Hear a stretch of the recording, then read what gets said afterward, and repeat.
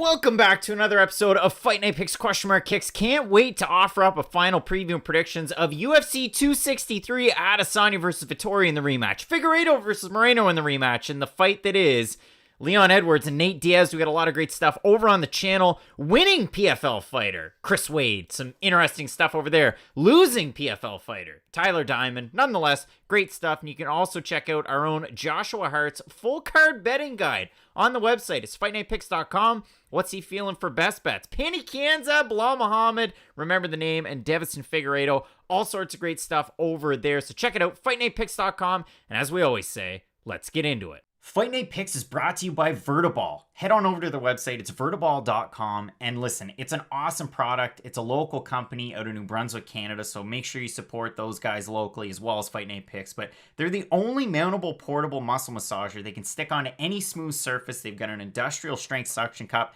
Can support over 100 pounds of pressure. You can get really into those deep knots. I have one here at home. I use it for my back and my shoulders from holding up that Fight Night Picks Pick'em trophy. But listen, make sure you check them out. It's a great product. Like I said, they're recommended by physiotherapists, masseuses, and chiropractors across Canada, the US, UK, and Australia. And they're used by countless professional athletes like Minka Fitzpatrick on screen there, as well as Clellan Farrell of the Raiders. So if you head into the cart, make sure you check them out. So I've got a Vertiball massager in my cart right there. Use the promo code FNP. You're going to save 10% off your order. You're supporting this company here that I'm very passionate about in New Brunswick, Canada, and you're helping out us as well. So make sure you check them out, vertiball.com, promo code FNP, 10% off your order. And without further ado, let's get into it. Ladies and gentlemen, recorded in Fredericton, New Brunswick, Canada. It's time for Fight Night Picks with your host, Craig and Matt Allen. And Matt, wow, what a fight we have going on right now. UFC 263 coming at you from Glendale, Arizona. Brad Riddell, Drew Dober just getting finished up right now. And it seems like the chat is really enjoying this one. I mean, for my money, Brad Riddell maybe has the third round leg takedown attempt from, Drew Dober, who's in an arm lock, a straight arm lock in almost crucifix position right now. This is a wild fight so far. Like, this is definitely fight of the night, without a doubt. Here's the thing. I have no idea who won this fight. Like, this is one of those fights where I was saying to Craig before we started filming, like, it was one guy's a lot versus the other guy's a lot. And as Brad Riddell ends this third round on top, like, what a way to end the round. What a way to end the Absolutely fight. Amazing fight there. I mean, that's definitely fight of the night. And listen, shouts to Lauren Murphy and Joanne Calderwood. They had a great fight. To me, I've got a 29-28 for Brad Riddell, but wow, what a fight we just had right there. If that's not fight of the night, then we're in for an absolute treat of a main card. Holy smokes. I mean, you look at the numbers for this one, and I mean, listen, 111 to 74, the total strikes, but it doesn't tell the whole story because in the first round, Drew Dober is teeing off. And that was the thing. Both guys landed power shots. They talk about that a lot. Significant strikes, significant strikes. Both guys just landed overhands and hooks. Those are definitely significant strikes. Like, these are two power punchers landing power shots on each other. I talked on Twitter. I put out a tweet like Brad Riddell's weight cut must have been bad. He ate some bombs in this fight, though, and the same thing can be said for Drew Dober. Like, again, if this is not fight of the night, then it's going to be an absolutely wild main card. Yeah, absolutely crazy fight. I mean, two guys right on the cusp of lightweight glory, if you will. I mean, I know Drew Dober, a ranked fighter at what, number 11 right now, Brad Riddell unranked, but both guys, I mean, in an absolutely stacked division, having one heck of a fight. I mean, that was insane. Yeah, you cannot ask for a better fight than that. Like, that had everything you want. That had fun scrambles, striking, knockdowns. Like, that was such a phenomenal fight. I really can't say enough good things. And, again, we didn't have this on our Fight of the Night screen, but I do believe I said it deserved to be in the honorable mention category. Because, of course, Brad Riddell, Drew Dober. It's not often fights like this live up to the hype, but this one definitely did. Yeah, and really difficult when you got such big fights, especially in the top three. And then, I mean, you look at it on the undercard, we went with Ivloev and Dawadu, but hey, it ended up being a one-way beatdown in the first two rounds. In the third, it was Dawadu coming back, but we're getting the judges' scorecards right here. Brad Riddell, the winner. Holy smokes. What a great fight we just had right there. That really was an amazing fight. Like, both guys won that fight. It's, like, you can lose fights and gain stock, and that's exactly what happened with Drew Dober right now. Like, that was an amazing performance, even in a loss. I mean, you look at that one, and we'll share it around. You can always find us at Fight Night Picks over on the Instagrams, but 51% had Riddell, 49% with Dober. I mean, listen, everybody comes out a winner, like you said. Yeah, that one was split right down the middle. Like, pretty much everyone was split between that pick. And listen, we both went Riddell, but that one was a close one. Like, a lot of people went Trudober, and you couldn't really blame anyone for picking Trudober. But again, like, that fight definitely delivered on all the hype. All right, so we got to head over into the chat. We got Peter Shea hanging out, Prince Vegeta's son. The numbers are low. Numbers are really high for question mark kicks, so thank everybody for joining in so far. But with the Fight Night Picks Fight Companion for the pay-per-view, we're going to be hanging out here. Now, you're going to want to sync up with the boys, because if you're not, it's going to get a little weird. But what we're going to do, just give you a little bit of a flavor, we're going to start the 5-minute timer at the start of every round. We'll be in sync, so if you're following along at home, you can do that. And listen, we've got a big-time card coming up tonight. I mean, you look at it from bottom to top. Craig Hill, Maya Mohammed. Then you start off with a 5-round fight. You got Edwards, Diaz, and the co-main. Figueiredo's taking on One Tough Out and Moreno. Rematch. Of course, we did see a rematch earlier on tonight. Eric Anders pulling out a big win over Darren Stewart. And then in the main event, another rematch for the title. You can see it in front of us. I mean, you got Israel Adesanya taking on one hell of a fighter, Marvin Vettori. I absolutely love this main card. Every single fight on this card can basically just be sold with like one massive headline. You have, in the first fight on the main card, basically the brightest prospect at 205 pounds right now in Jamahal fighting Paul Craig. In the next fight, you've got, and I, of course, completely blank. Oh no, you've got Damien Maya, one of the greatest grapplers of all time, against Bilal Muhammad, who kind of had the biggest opportunity of his career ripped away from him in his last fight. And then, of course, Nate Diaz, Leon Edwards. That fight sells itself. You'll have the rematch of the fight of the year in the co-main event. And then arguably the biggest star in MMA is fighting in the main event. And that's a weird question mark. And honestly, Craig, I've kind of been waiting for this stream to ask you this question.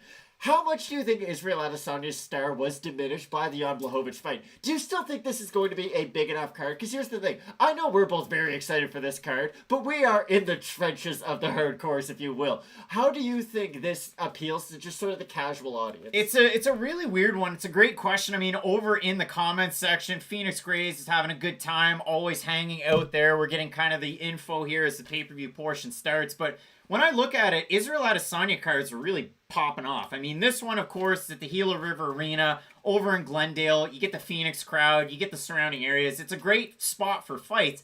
The fans have booed a lot, and the judges have been chintzy at best, and that's been a real problem. I mean, you could have really made a case for Alexis Davis getting the win over Penny Kanzad. You could have made a case earlier on that Jake Collier beat Carlos Felipe. Like, that fight, to me, watching it, wasn't even close. Regardless of picks, wasn't even close. And now we're here, where Israel Adesanya, he's really packed in big arenas. We saw it at Marvel Stadium in Australia against Robert Whittaker, and yeah, it was a great card. But when I look at this one, there hasn't been a lot of buzz for this. It's been odd.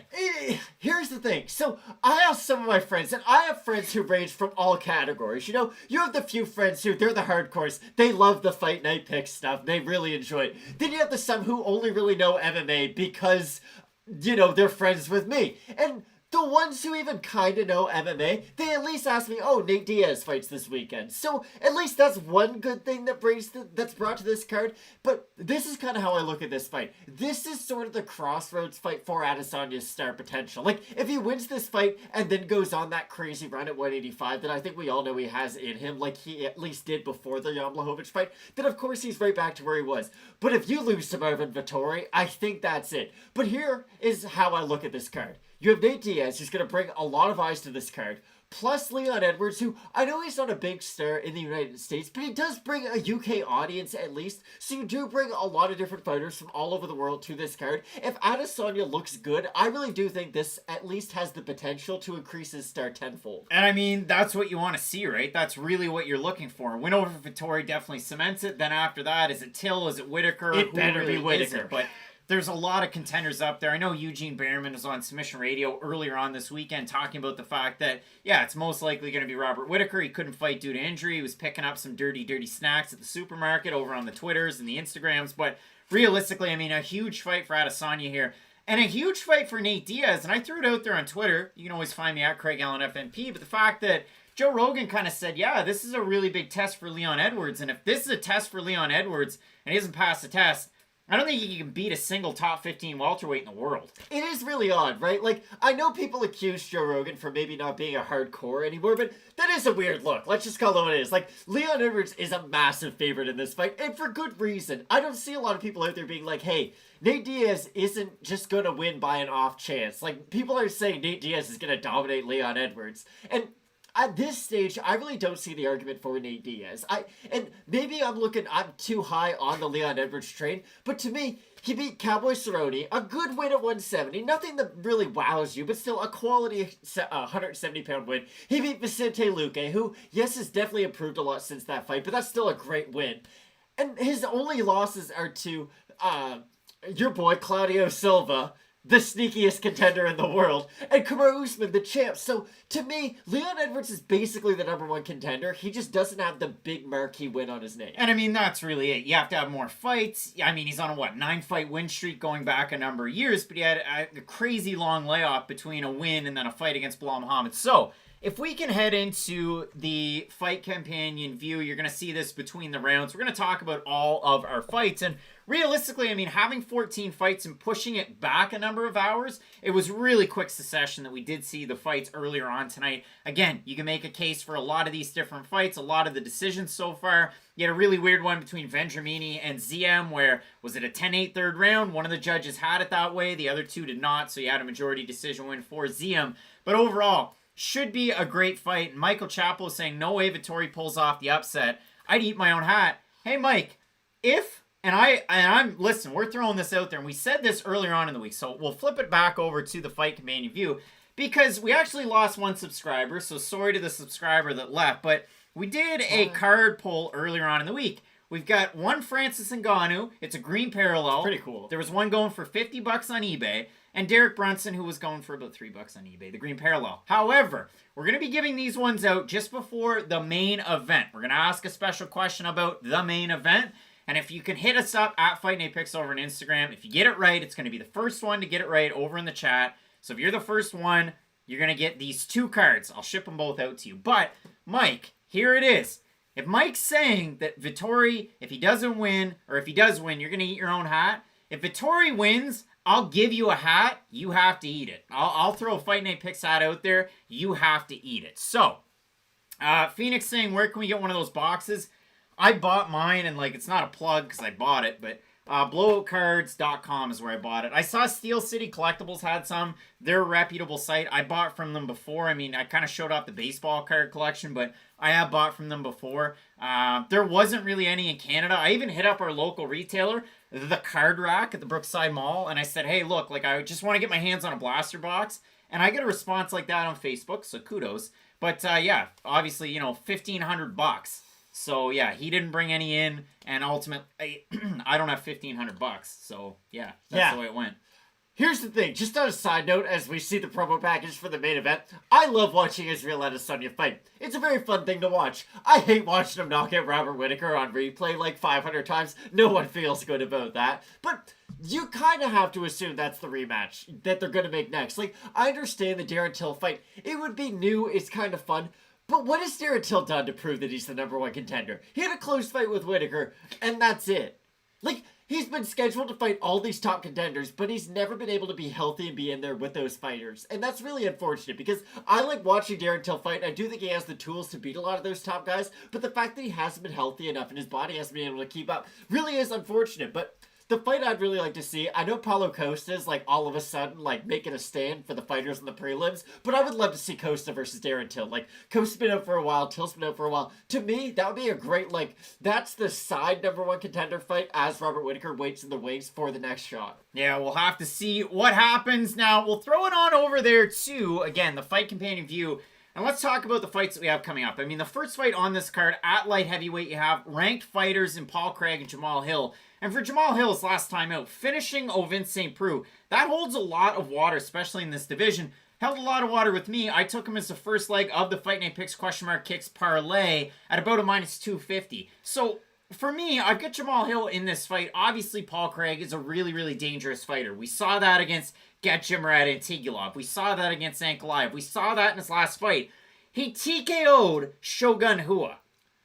He TKO'd Shogun Rua. Mark Coleman TKO'd Shogun Rua into a broken arm one time, but it's a TKO win over Shogun Rua, which is absolutely insane. The former champion, I mean, I guess by extension, Jamahal Hill beat a former title challenger in Ovin St. Preux. But when I look at this fight, it's close, but in my own eyes, it's not that close based on the striking advantage that Hill has.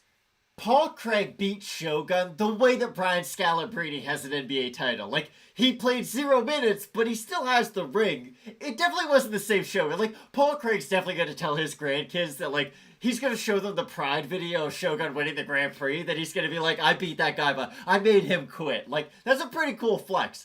But it was definitely a different fighter than what Jamahal Hill's bringing to the table. Like, Jamahal Hill, a much more driven fighter, I would say, than a very old man Shogun Rua. And like you said, Jamahal Hill and the striking advantage he has in this fight really is insane. Like, I understand Paul Craig, he's a great grappler, he's got phenomenal submissions, especially off of his back. But the fact that he doesn't have a massive wrestling game, and that he is really hittable on the feet, like, if guys like Alonzo Metafield can catch you on the feet, I definitely think Jamahal Hill can knock you out too. So, a really interesting fight, obviously, in our first one now on the old telly. They're showing Leon Edwards, Nate Diaz. But before that fight, we have a great one. Obviously, a 3-rounder. This is more than likely the send-off for Damien Maia. I mean, again, he's, 43 years old, 7 months and change, taking on Belal Muhammad, who, by the picture, looks much, much bigger. But realistically, when you look at this fight, Belal Muhammad, we talked about it all week. He's been adding into his game. He's added a little bit more striking. He's added a little bit more of a clinch game. You know, he likes to take most of the fights into the deeper waters, also down to the mat. Just a multifaceted athlete, a guy representing Valley Float striking systems as well as Rufus Sport. For Damien Maia, representing Damien Maia Jiu-Jitsu, you know exactly what you're going to get. And is he the best striker in the world? No. And did it show against, well, then, eventual title challenger in Gilbert Burns? Yeah, but that's the thing. He's going from Gilbert Burns to Belal Muhammad. So there is a big gap in skill. Now, we did see in our last fight, and I wanted to make mention before I hand it off, you had Brad Riddell beating Alex De Silva and then getting Drew Dober. So again, skill gaps don't always tell the whole story, but this is a really interesting fight. I'm going to push back on that. Is there that big of a skill gap between Gilbert Burns and Belal Muhammad? Like, I don't think Belal Muhammad is as unproven as a fighter as we believe. Like, yes, Gilbert Burns knocked out Damien Maia, and he beat Tyron Woodley. But it's really hard for you to convince me that Belal Muhammad couldn't beat Tyron Woodley today. Like, Tyron Woodley might not even beat Jake Paul in a few months for all we know. Please, Tyron Woodley beat Jake Paul. But you just don't really know. And everything says that Belal Muhammad should win this fight. But the weird thing is that Damien Maia has the counter for what Belal Muhammad does really well. Belal Muhammad, great at wrestling. He has great cardio. Damien Maia, he's got okay cardio. He's got really good grappling cardio. The striking's questionable. But the fact that he can't take Maia down is going to be really interesting. I think Belal Muhammad should be able to go out there and outstrike Damien Maia fairly easily. But there are a few question marks in this fight. We'll have to see what happens in that one. Again, Paul Craig and Jamahal Hill just about to make the walk. We'll really round it out with the final 3 fights. I mean, Leon Edwards, Nate Diaz, it might be a little bit of a cakewalk. If it ends up interesting, that's what I'm looking for. But to me, it's a really tricky one. Figueiredo taking on Moreno in the rematch. It should be a great one. Obviously, the first fight ending in draw due to the fact that you can't just keep kicking a guy to the cup. And then, Matt, obviously, our main event, you have 2 great fighters in Israel Adesanya and Marvin Vettori. And to me, last point about this fight, Marvin Vettori definitely deserving of the opportunity based on his outcomes in his previous 5 fights. Oh, without a doubt. But here's the only weird thing. I think Marvin Vettori's a great fighter and a deserving #1 contender. The only issue is that Robert Whittaker's way more deserving of the title shot. Like, this is my problem. And I might be wrong. Torch me right now in the chat if you want to. But, like, it's really hard for you to convince me that Marvin Vettori could beat Robert Whittaker today. And yes, it's a stylistic thing, and it's a little bit different than Adesanya. It's just, for me, knowing that Robert Whittaker could probably beat Vettori, and that he should be in line, it just leaves a sour taste in my mouth. And I do think Marvin Vettori is going to offer an interesting stylistic matchup for Adesanya. And like you said, the wrestling and the fact that he's shown off the wrestling in his past fights is interesting. I just don't love the quality of opponent in his last 2 wins. The Jack Hermansson win is great, don't get me wrong. And I definitely counted Vettori out in that fight. But you're telling me you're going from Kevin Holland, a good fighter, to Israel Adesanya, a guy who is on the pound-for-pound great list right now in the world. It's just a really big step up in competition. Now, as we know, especially in that main event slot where you had Vettori, you had Holland, that was one where, listen, I mean, the cards just weren't really there. It was a short notice throw-in, and for Holland, he just had to take another really big fight. But we'll see what happens there. I mean, some solutions saying Vettori by decision, and also more like Diaz needs to get his face busted up to finish Edwards. Listen, Alexis Davis got her face busted up in the first round, made it competitive, and again, for me, I had Davis in that one, but we'll see what happens, Matt. We're getting the walk from Jamahal Hill, and listen, we haven't seen fighters slapping hands with the crowd in some time, so pretty cool scenes there in Phoenix, but Jamahal Hill, one of those really great up-and-comers that we have at light heavyweight. Obviously, Prochazka had all of the experience outside of the UFC to end up at the top, but Hill, another one of those guys. I mean, I know Johnny Walker's got a wild fight coming up, but there's so many movers and shakers at 205 pounds. It's almost like when you and I get into the sport back in 2008, 2009, when a lot of young guns were making their way. John Jones was starting his run. I mean, you and I recently, it was this afternoon, we were looking at the card of UFC 135, Jones versus Rampage. And I mean, I think of those days, and listen, it gets me excited for the division that we have right now. Without a doubt. And listen, the division's made a lot of changes. Like, it was the glamour division. That's the weird thing. Like, lightweight right now has a lot of the marquee names. It's got the Poiriers, the Fergusons, the Gaethjes, the Chandlers, the McGregors. But for the longest time, like, look at 205. It had the Rampage, Rashad, Shogun, Machida. Like, that's a roster at a top 5, top 10 that really stacks up against any era, against any weight class ever. And the fact that it is kind of in this weird sort of overlapping period where you do have these new younger guys coming up and making their name in the division. You do have, it's weird because Jan Blachowicz, oddly enough, is kind of a newer guy, even though he's older, because he was just so far out of the picture that no one ever really assumed he was going to be able to go on such a run. So I almost have to include him into the newer fighters. But you know, the Jamahal Hills, the Yuri Prochazkas, like you had mentioned, Dominic Reyes to a certain degree. I understand he's a little bit more out of the picture, but still a younger guy who is very skilled. Here's the thing. I think Jamahal Hill right now, other than Yuri, because Yuri's definitely more proven at this point, is the #1 top rising star in the division. I do believe that. I think he has the combination of not only a fan-friendly style that the UFC can really get behind promotion-wise, but he does have such a great finishing potential and a great fight IQ, too. That's the great thing about Jamahal Hill. He's got such great finishing instinct. We used to talk about Jeff Neal, how, oh, Jeff Neal's good when he rocks a guy. It goes in, he's great at just, like, going for the kill.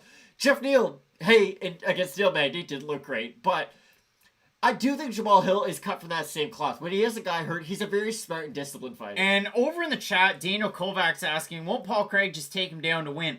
Paul Craig's one of those odd fighters. Now, listen, this is not a comparison. I'm not making a comparison between the fighters. I'm just going to go with the way that they do things. Sometimes Paul Craig will pull guard. And we saw it earlier tonight for Chase Hooper.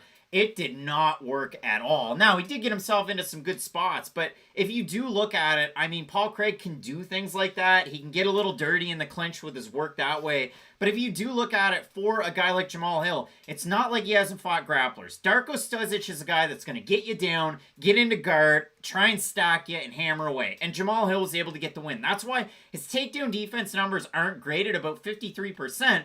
But in that fight, Darko Stosic took him down 6 times. Then he fought Klidson Abreu. Now, Klidson Abreu's great on the ground. He hasn't been good in the UFC at all. Still training out of American Top Team. And in that fight, it's a weird one because it's a no contest. But listen, Jamahal Hill had a touch of the sticky icky, which is now not as big of a deal. Nick Diaz 2 days ago. Yeah, and I heard a couple of weird things about it. Other extracurriculars he was taking part in. But so did I. When I look at a fight like this for Paul Craig, has his striking improved? Oddly enough, past 30, I think it's improved a little bit, but I still worry about that fight against Alonzo Menefield. I can't get it out of my head where spinning back kick that misses and then Menefield just swarms on him. That's a prime opportunity for Hill. So we'll see how those takedowns work out. Tit up the chat, Matt. I mean, Deadliest Couch saying, I thought Dober won. It was a really close fight. There's been a lot of close fights tonight. It was a close fight, but again, it was just so much damage on both sides. It was really hard to say, like, wow, this guy hurt the other guy more. They both landed 1,000 overhand shots. So again, no matter how you scored it, that should win fight of the night. That should be one of those situations where Dana White's like, listen, we're going to have 2 fight of the nights because, like I said, if that's not the fight of the night, then we're in for a great main card. Both guys coming into this one really fired up. You never thought you'd get a big matchup between Paul Craig and Jamahal Hill. It was so heated, but Rebecca Middleditch going with Paul Craig. We got another Paul Craig fan here. And I mean, listen, it is on paper a great fight, a clash of styles. The somewhat younger Jamahal Hill, definitely younger in terms of experience too, and that's a big thing. Slight reach advantage. And listen, I think the odds were definitely wrong there because they had Paul Craig at, what was it, a minus 285 Oh, favorite? did they? That's funny. I think they made a little bit of a mistake on that graphic. If I missed it, I might have made a mistake. But overall, I am really looking forward to this fight. It's one that you can definitely get behind because for Paul Craig, such a submission wizard. And if you give him an inch, he will take a mile. So, first of all, I just remembered something. I really need Paul Craig to have a podcast called Dirty in the Clinch with Paul Craig. But aside from that, this is my issue. I just don't know how Paul Craig gets this fight to the ground. Like, is pulling guard going to be enough against Jamahal Hill? Personally, I don't think it is. I think he's a good enough grappler that he can get through some of those bad situations if he does find himself in them. And on the feet, I just think he's going to absolutely dominate. So, to me, I really do think Jamahal Hill, it's his fight to lose. Big time fight coming up, and now, yeah, Jamahal Hill minus 285, the favorite. Now, what we're going to be doing, if this is the first time that you've tuned in for the Fight Night Picks Fight Companion, sync up with us. I'm going to have the 5-minute timer starting off in the corner, so you'll get a bit of an idea when the start of the round starts. So if you're ahead, well, maybe don't hit up the chat and kind of ruin it for everybody. If you're behind, well, then I apologize. But again, really big time fight. Tyson saying Hill KO won't be surprising. For Paul Craig, he has been knocked out in the past. He has lost by TKO. Coming in here 14-4-1. And the scoop on these guys, I mean, for Jamahal Hill, 7.9 strikes landed per minute to 2.4 for Paul Craig. Huge differential. Paul Craig in the negative 0.03 for strike differential for his career in the UFC. Jamahal Hill, 7.9 compared to 3.15 taken. Who's this grumpy old man? Not very close as Al Guinea I've gets never us seen that ref in my life. All right, Matt, Sorry. getting set for the start of our main card. Paul Craig taking on Jamahal Hill. You're going to want to sync up to the start of this one. And here we go. First fight on this main card. Hill taking on Craig. Who's angrier, Marvin Vettori at Israel Adesanya or Jamahal Hill at the Scottish Peoples? It's going to be interesting. Very angry ahead of this. And that's the thing. I do wonder about how emotional Jamahal Hill is coming into this fight. And I know it depends on how much stock you want to put into that and how, you know, if you can bring bodies or whatnot. But he does seem very emotional, very fired up for this fight. And I do worry if he does drop Paul Craig, he might jump into his guard, make a bad decision. Matt, 30 seconds into the fight so far. And for Jamahal Hill, we saw a really early stance switch over to orthodox, something that maybe you don't see all that often. But Paul Craig getting backed up, trying to prod with some of those leg kicks. And for Jamahal Hill, he's the type of guy, he doesn't really cut the cage all that well. He will chase a little bit, but again, we haven't seen it cause him any issues so far in the UFC. At least not yet. And against Paul Craig, you only really have to worry about the takedown. Like, he is the type of guy who he'll go for the takedown, initiate the scramble, and try to pull guard. But so far, Jamahal Hill's been smart, as we see him do there. Paul Craig pulling guard. Paul Craig pulls guard. Jamahal Hill ends up into half guard so far. Immediately passes his guard. That's really nice work from Jamahal Hill. And that's the big thing. Once you pass his guard, you eliminate a lot of his offensive tools from his back. You don't want to see a dislocated elbow from this position as Paul Craig holds on for dear life. Paul Craig, if you Going want in to for the talk armbar. about absolute slippery on the mat. Ugh. Jamahal Hill in a bad spot. Now he's working at a Paul Craig's guard. Ugh. Foo Dude hanging out over in the chat. Jamahal Hill, listen, he talked about the fact that he's been working his ground game 24/7. Another armbar attempt from Paul Craig, and that one's tight. That one's my really goodness, tight. Paul Craig. Jamahal Hill is going to have to Passes tap that. out of this one. No, he's... Wow. Oh, that elbow is By bent. the way, X Factor, are Paul Craig's bones... oh my goodness. Are Jamahal Hill's bones made of rubber? Paul Craig is hammering away from this he's triangle. hurt, I think. No, he might not be. He's up all of a sudden. He Paul can Craig knock it out of this hammering position right away. now. Paul Craig is doing what Referee he ends. wants. He stops it via TKO. Oh, he broke his arm. Oh my gosh. He broke... Oh, it's gross. Oh, I don't like broken bones at all. Well, the question mark kicks parlay is over. Paul Craig is a bad man, and Jamahal Hill probably shouldn't play around on the ground. I was wrong. Bones, not made of rubber. That was a poorly my calculated move right there. That was disgusting. Kudos to Paul Craig. Oh my god. I could have gone my whole life. I hate when bones break. You don't understand. Oh, don't show him there. Oh, Jamahal Hill again, whether it's a broken arm or dislocated elbow. I mean, listen, do not play in the ground game of Paul Craig. Shout out to Chris Weidman. He was he was hitting the mitts the other day and he just broke his leg. Like, Jamahal Hill could be back soon. You know?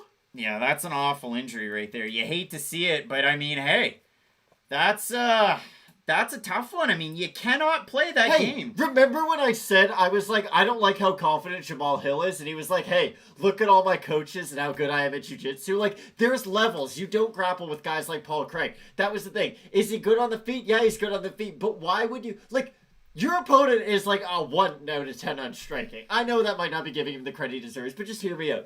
But he's like a 9.5 out of 10 on the mat. Why would you ever give him the chance? Yeah, that's just an awful spot. And I mean, hey, good job by the referee ending that fight when he did, recognizing that the elbow was totally out of spot. Oh, goodness. Dylan Harris saying tappings for losers. Well, I mean, hey, just ask Tony Ferguson about that one, really. I mean, yeah, Tony Ferguson loses fights, so probably not a guy you want to take advice from. But that was wild by Paul Craig. Paul Craig is the submission guy at 205. Like, when you think about submissions in the light heavyweight division, I immediately think of Paul Craig. I understand Nikita Krylov, shout out to Tim Rose if you're watching. Like, there's some guys who can compete on the mat, but Paul Craig's the guy. Like, you do not mess with him at all on the ground. No, and a huge win for Scotland in that fight. And I mean, again, for Hill, yeah, the overconfidence got him.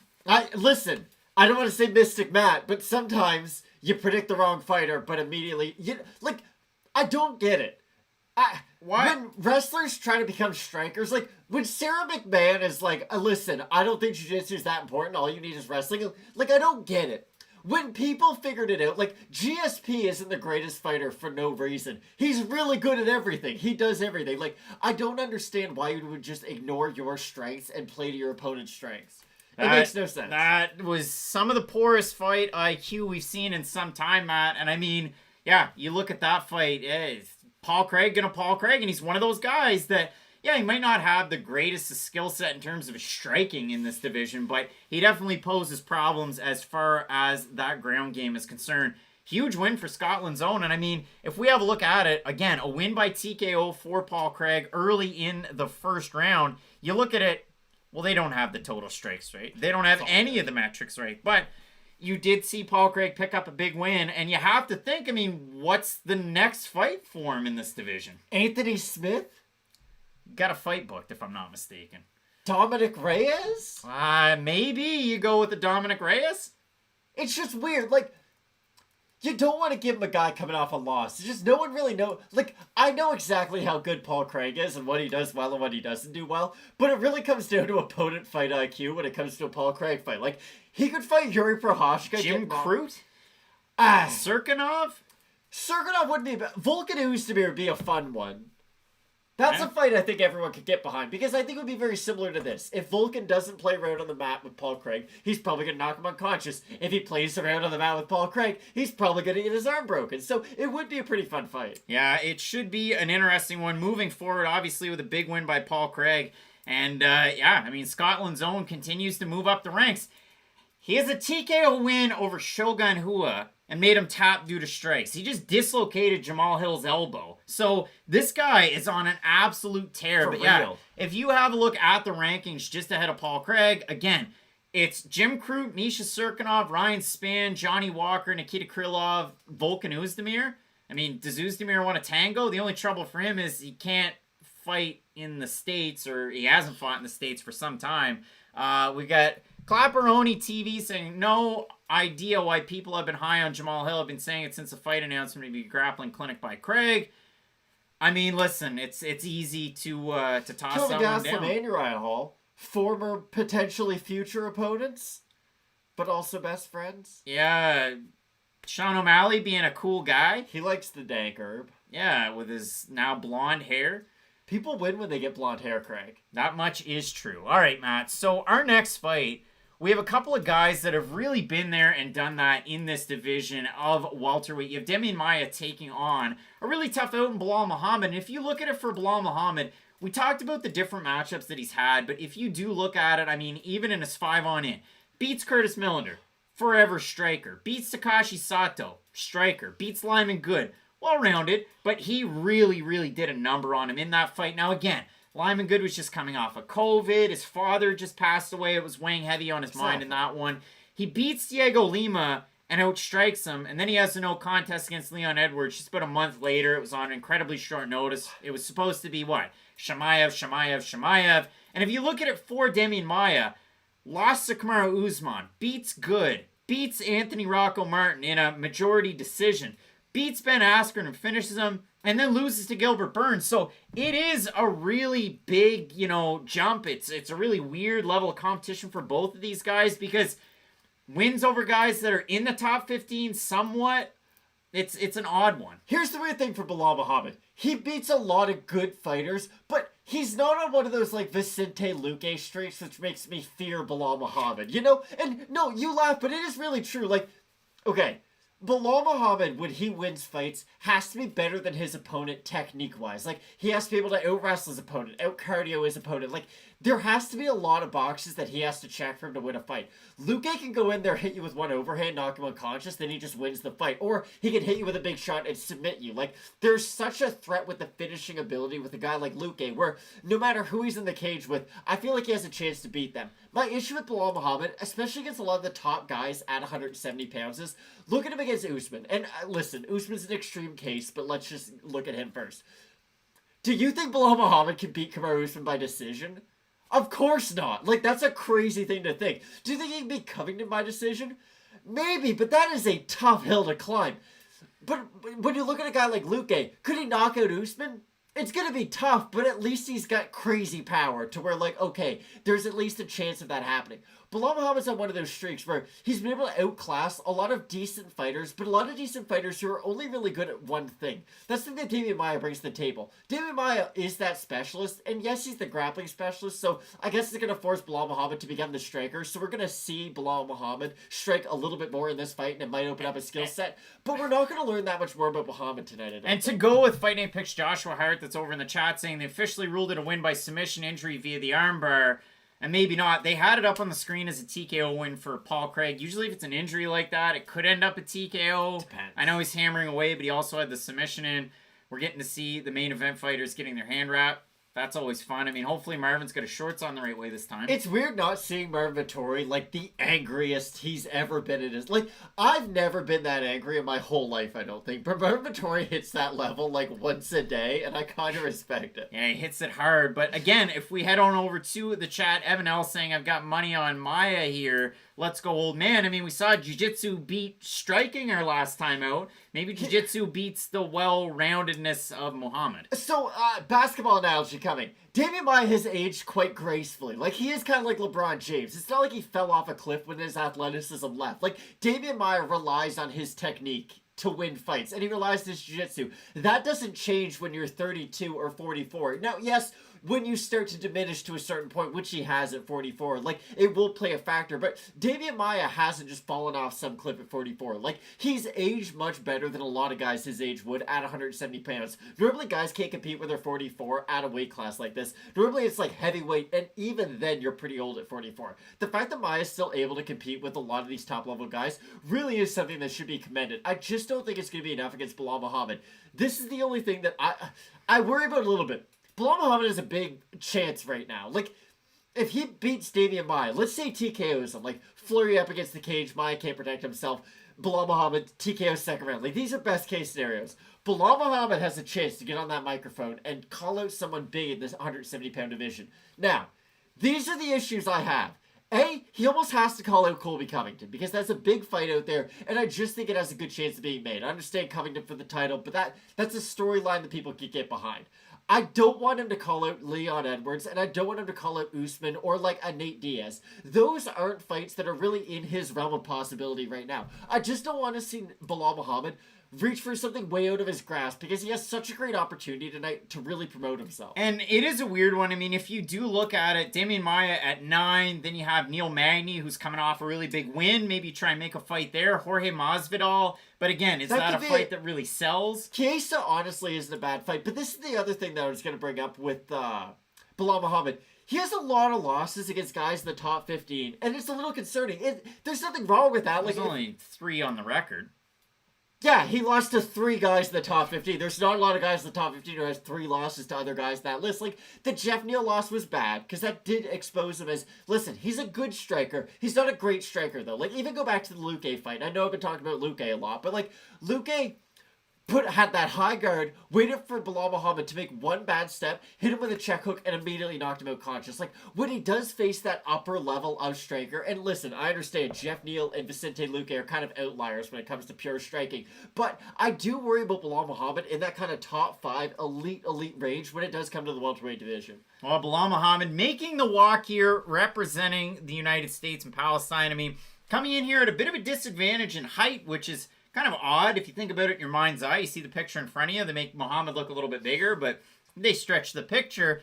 Going to be about the same in terms of reach. I mean, Bilal Muhammad, 72% of the wins coming by decision. For Damien Maia, 50% by sub. And if we pull it back up, we just look at the regular view, Matt. I have the record book of UFC stats, and it's absolutely insane. Damien Maia, 5th in terms of UFC outings at 32. Above him, Jeremy Stevens at 33, Andrei Arlovsky, Donald Cerrone, and Jim Miller. So there's a lot of great names. You can go through it and look at all of the different stats. To me, the craziest one that's out there, and it's not even the submissions that he's been able to land. 6 hours, 34 minutes, and 40 seconds of cage time for Damien Maia. That's absolutely insane. It really is, but he's not a guy that I look at and I'm like, wow, he's taken an untold amount of damage. Like, Damien Maia, for the most part, his fights are either he controls his opponent for 15 minutes, the opponent defends a lot of his takedowns and doesn't strike him a lot because they don't want to open up and then get taken down, or he chokes them unconscious. Like, he hasn't taken a crazy amount of damage in his career. That's why he's been able to fight so late into his 40s and so late into his career.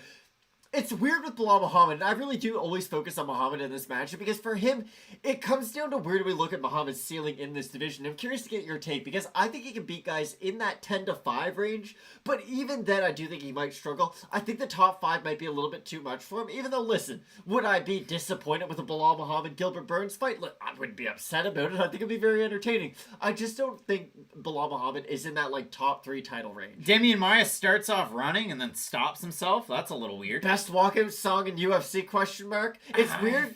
Become so numb. I make fun of people when they pick Linkin Park because it's just so like, oh wow, we get it, you're edgy. But like with Damien Maia, when I hear numb, I immediately think of Damien Maia. Rebecca Middleditch, you got it right the last time. You're saying you think that Maia is a good shot. For me, this one is close, and maybe a little bit closer than those odds would suggest. So if you do like the underdog in this one, I can't fault you one bit. But I am really looking forward to it. Again, Damien Maia, he has challenged for the middleweight title years ago in Abu Dhabi, of all places, against Anderson Silva. And listen, Dana White and company were not happy with Silva after that fight. They were not. But do you know what my favorite Damien Maia stat is? Damien Maia, and I'm not going to get the exact stat, because just hear me out, I'll explain. Damien Maia submitted Chael Sonnen at middleweight in a double-digited UFC event.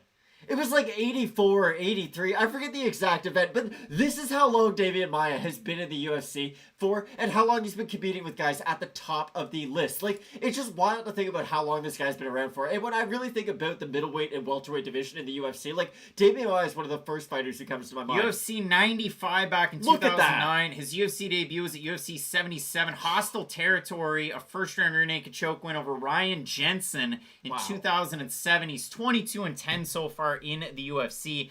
Absolute insanity for Damien Maia, a guy that will forever be at the top of the record books, and one would assume that this guy ends up in the UFC Hall of Fame. I would think, I would hope, but he could be in that category of like a Jamie Moyer or an Omar Vizquel or a Julio Franco, where we just keep playing even though we're old, and we're really good, but we'll see what happens, Matt. Damien Maia taking on Bilal Muhammad. As we get the particulars on this fight, like I said, reach advantage? No. I mean, it's the same for both guys at 72 inches. Slight height advantage for Damien Maia, a guy that he shoots odd takedowns that you don't see every day, but has good grappling in terms of his wrestling abilities. Yeah, Craig, he's all right at like Damien Maia, he's a passable grappler. No, he's one of the best grapplers ever. And yeah, he takes weird takedown attempts, but like, he's really good at getting that really deep half guard and then sweeping from that position. And that's the thing. If Bilal Muhammad does get complacent in any of these wrestling transitions, if he is overconfident in his wrestling ability, and listen, he's a phenomenal wrestler, so he has no doubt to be confident in his own wrestling. But if he does get caught in one of those weird in-between positions, similar to what we just saw Jamahal Hill suffer against Paul Craig, get out of it. Just stand up, because I don't think Bilal Muhammad can outstrike Wonder Boy or like Usman, but I think he can outstrike Damien Maia at the end of the day, and I do think that's what this fight's going to come down to. See what happens there. SC Shoop saying Maia feels like he should have more fights on his record. I mean, you look at the guy, He gives me kind of Judo Dan vibes a little bit. The fact that he's a little stiff, but the guy can still compete against the highest level. He's still ranked 9th in this welterweight division. You have to think of it, his last loss was to an eventual title challenger in Gilbert Burns, where he got finished in emphatic fashion in that one. Sometimes you get hit with a check left hook. That's something both these guys have in common. Bilal with Luke and Maia with Burns. But with Maia, it is weird. I think he's fallen off, but to what degree? I guess we're about to find out. All right, Matt. If you're following along at home, you're going to want to sync up. We're going to get the timer going for round 1 between Maia and Muhammad. Wow, what a fight we have. Guani White Crow saying, looking forward to this. Bilal's first time being subbed or not, we'll have to find out. But I mean, hey, there's a first time for everything. We saw Jamahal Hill totally ruin his elbow. And Bilal Muhammad coming out here, pumping the jab early. Both guys pumping the jab. You know that Damien Maia has a sneaky left hand. Listen, Damien Maia loves to throw that, prodding jab and a quick left straight. And this is my, bit of a hot take theory. I'd love to get some other opinions on it. If Maia lands a left straight on Bilal Muhammad has a questionable chin. I think Maia may be able to sort of stun him. Probably not, but it's a storyline. We've got Damien Maia, who already shot for 1 takedown, shot for a 2nd takedown. You had a quick 1-2 early from Muhammad that was able to land, and really doing a good job keeping a low center of gravity and not really keeping his lead leg out there for that trip single that you have from Maia. Do you think Bilal Muhammad could wear, Rip Hamilton sunglasses into the cage? I could not tell you, but again, we've got a guy in Muhammad who's switching stances here about a minute into the first round. Maia going for another single leg. It might be able to get it here in open space, pushing the action up against the cage. Muhammad trying to fend off this takedown. And this thing, Muhammad up against the cage is going to be really hard to take down. But again, these are the transitions Maia's going to have to get into if he wants to win this fight. You got Damien Maia still working the single, not really changing much of anything. Muhammad able to get it. Now he switches into a double. Doesn't really look like he's got both hands in on it. Now he's back into a single high crotch. Now he's in for a double is Damien Maia. And you've got Bilal Muhammad doing the right thing. He's trying to force the head out. Got about a minute and a half into it. Oh my goodness, Damien Maia took down Bilal Muhammad. Maia gets a takedown with Muhammad, who's got now his butt up against the cage. And this is a really, really bad spot early on in a fight against a guy like Damien Maia. Do you think Numb is just screaming at Bilal Muhammad's eardrums right now? Just, I've become... And then Damien Maia is slowly progressing. Now, Bilal Muhammad, with his back up against the cage, is not as big of a threat against a guy like Damien Maia, but these are not the places you want to find yourself in. Maia is still locked in, trying to get the takedown once more, but you do have Muhammad who popped back up to his feet. And again, a good sign for Bilal Muhammad, who's not just kind of reacting to this. He's not really making any bad adjustments. No, and again, they're right back out in open space now. And that's the thing. Bilal Muhammad, he's a bit of an awkward striker, but at the end of the day, I do think his volume is going to be enough for him to win this fight. It is going to be an interesting one. Another weak attempt at a single from Maia, and you know exactly what the game plan is now. Well, yeah, jiu-jitsu. He's a bit of a big deal in that world. It is going to be a really tricky one. 2 minutes and 24 seconds remaining, and the milestone that Damien Maia passes Diego Sanchez for time in the octagon. I don't think Diego Sanchez is going to be taking that back. Now, this is the thing with Bilal Muhammad. He's done well with defending all these takedowns, but he is on the defense a lot throughout this fight, and it's not letting him open up with his hands. And this is my thing about Bilal Muhammad. He's a similar striker to Frankie Edgar, and I don't even really want to compare him to Frankie Edgar, because I think Frankie Edgar as a striker is much better than Bilal Muhammad, but he really needs the takedown to open up the striking of his game. Just Bilal Muhammad in striking mode, where he's not actively going for the takedown, it's not that big of a threat. Over in the comment section, Guani's saying that you're 20 seconds ahead. You gotta pause. You gotta pause and wait about 20 seconds. But again, we've got Damien Maia, who I'm just gonna pump it out there. I'm just gonna work that jab. I'm gonna work the single leg. And now Bilal Muhammad with about a minute and 35 seconds.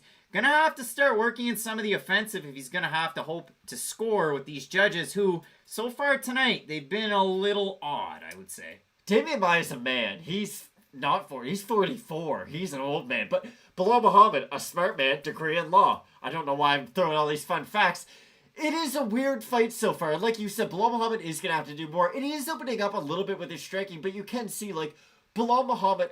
Okay, when I think of really good strikers in the UFC, you can think of what strikes they throw really well. Dustin Poirier's got a really good overhand right, left check hook.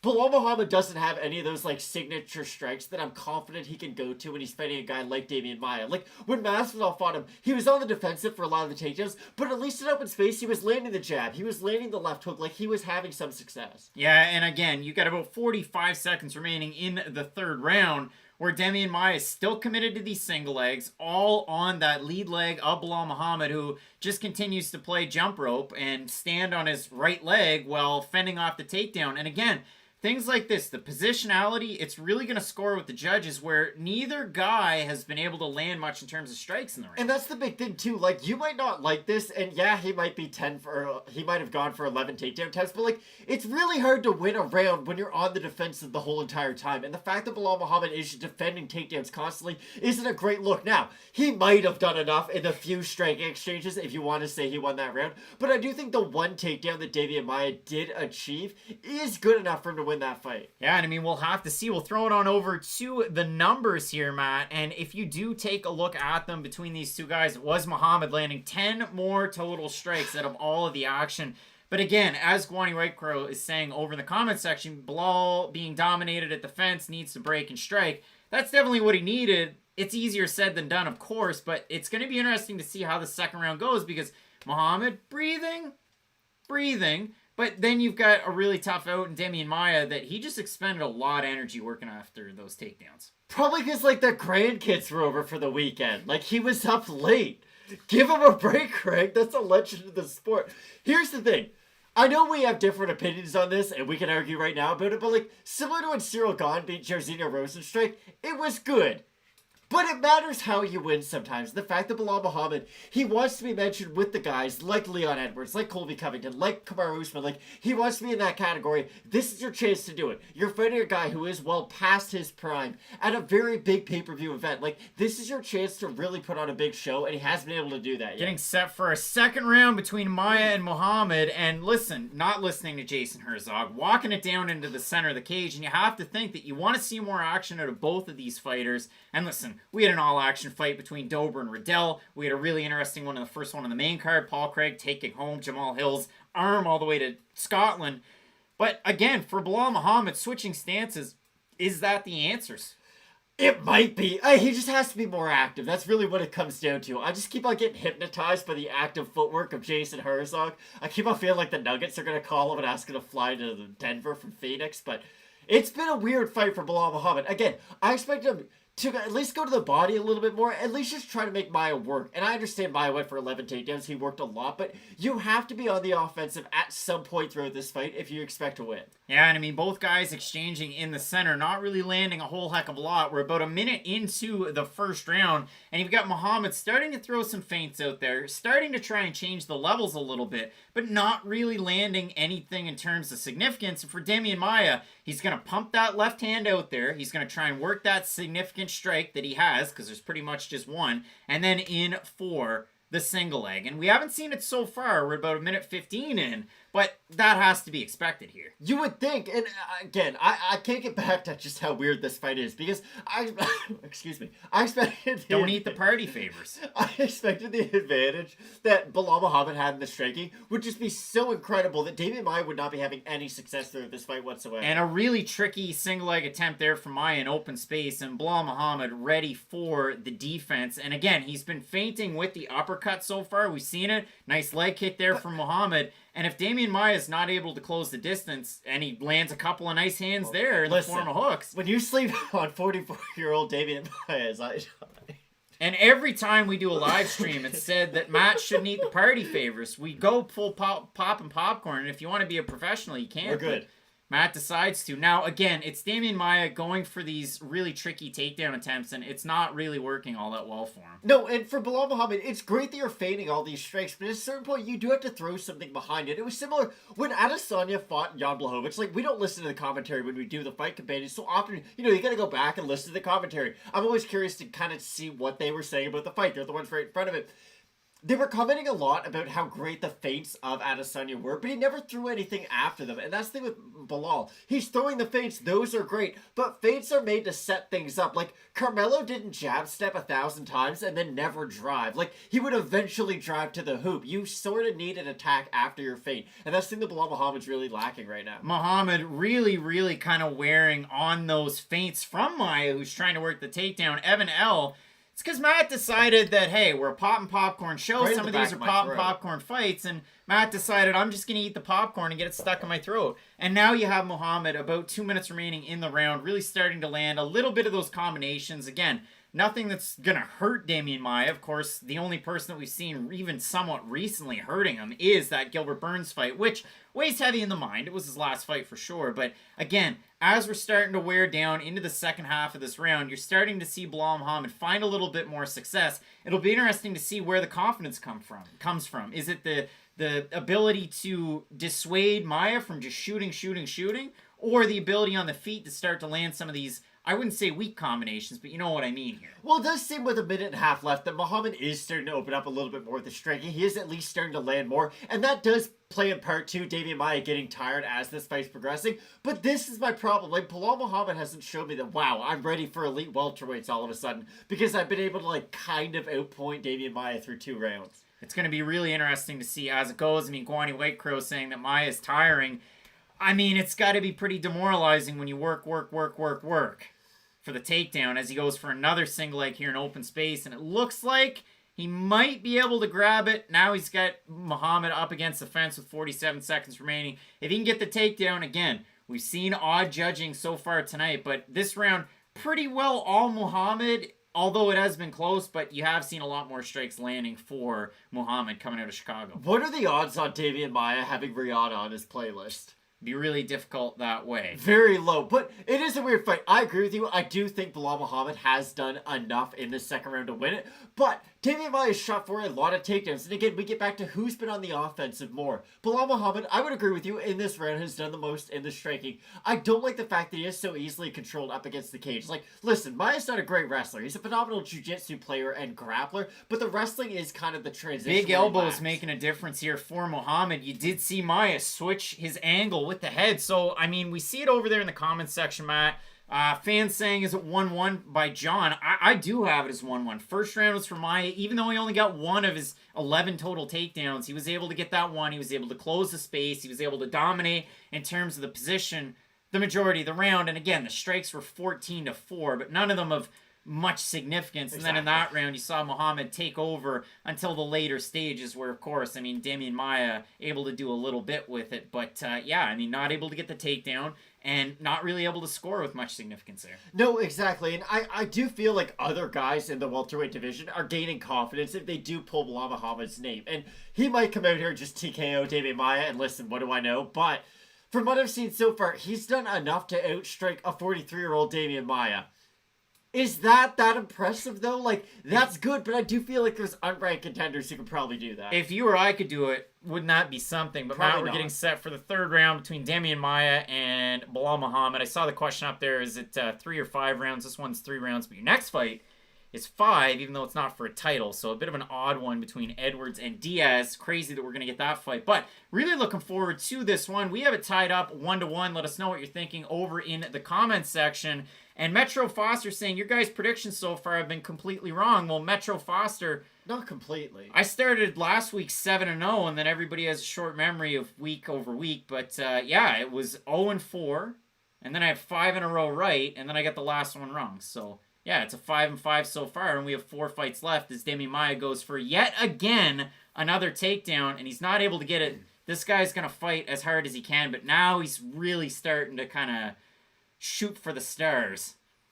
What do you think most 43-year-olds are up to? Not this. They're not fighting Bilal Muhammad in Phoenix, at least. Like, what Maia's doing at this age is really incredible, to be honest. It's not enough to compete with those top-level guys. And that's the thing. Like, Muhammad has all the confidence in the world right now. Like, he's the one building right now. Momentum is on his side, and he's starting to land a lot more often on Maia. Yeah, you've got Muhammad who, again, he's keeping his center of gravity quite low. He's starting to pump the jab out there, switching stances, offering a bit of a different look. Bit of a surprise to me that when Muhammad switches over to southpaw that Maia doesn't shoot for it, but maybe not something that he trained all that much, seeing the fact that Muhammad is the type of guy that works a lot from the orthodox stance as he just continues to pop that jab out there. That was a good head kick by Bilal Muhammad. That's the thing. Mix it up more. Like, when he throws, he is having success. The issue he had in the earlier rounds of this fight was he was on the defensive way too much. But when you do see him move forward and throw his strikes together, he is doing really well. Maia going again for another single leg, not able to get it here with about 3:18 remaining in our third round between these two guys. Nice left hand for Damien Maia. Overhand left by Damien Maia. You gotta watch it. You love to see it. You got Bilal Muhammad looking to cut angles here, but not really landing a whole lot. You see the takedown defense number. I mean, that's one that's going to hold up and add to a career total. 16 of 17 defended so far from Muhammad. That's going to pad those stats. That is going to be a nice one. And listen, a win over an absolute legend would be a treat, a cherry on top of all the takedowns defended. 250 remaining in the third round. Nice left lands there for Muhammad as Maia goes for another single leg. He wants his fight on the ground. It's all he's been doing this whole fight. Listen, for Maia, great retirement fight. Au revoir. But, like, it's good. It's just for Bilal Muhammad, like, this doesn't prove to me that, wow, you're ready for those top guys in the division. Like, maybe Neil Magny's next, maybe Michael Chiesa. Like, there's guys out there, but I just don't think it's Leon Edwards next. Now Bilal Muhammad's starting to mix in the forward and backward movement, along with the lateral. And before it was to throw off the takedowns, but now he's starting to land 1-2 in combination, as we have about 2 minutes and 12 seconds remaining. Really nice right hand on the jab for Muhammad. And for Damien Maia, eats an uppercut steady on the shovel hook. Momentum's completely on Bilal Muhammad's side right now. Like, it's when he is throwing, he's landing every single time. Sean McMinn saying Maia's pathetic, huh? Maia's an absolute legend, Sean. Come on, bud. He beat your dad up. He's probably the same age as him. Sean, you've hit the super chat before, and we appreciate it, but hey, you can't be saying anything negative about Damien Maia here in this show. Come on. I'm a fan. Like, he's been around for so long. He's fought so many great fighters. Listen, it's not enough to beat Bilal Muhammad tonight, but it's not a bad retirement fight. Like, for Damien Maia, he can leave with his head held high. Yeah, I mean, and King saying it doesn't sound like Bilal's output is very high. I'm not watching it.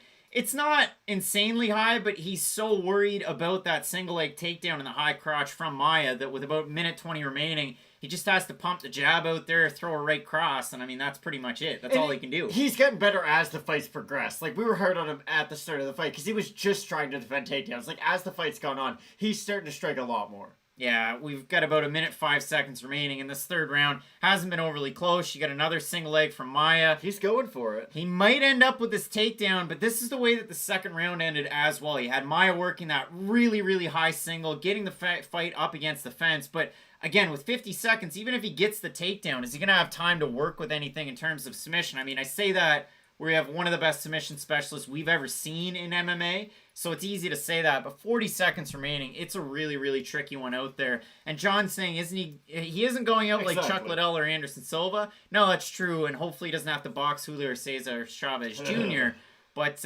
yeah, I mean, you get Damien Maia, who continues to work for it. 25 seconds remaining on a storied career. Will they re-up him? More than likely not. But, yeah, an admirable performance. Nate Diaz fights soon. That is true. That's exciting. 13 seconds remaining in the fight. Damien Maia working more for that single. He's not going hot and heavy for any type of extreme offense here. And you have to think, round 1, Maia.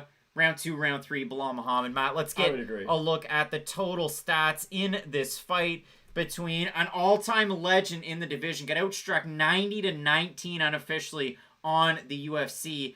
Sean saying, Craig, you just mad because I critiqued your bad parlay. Sean, it was bad.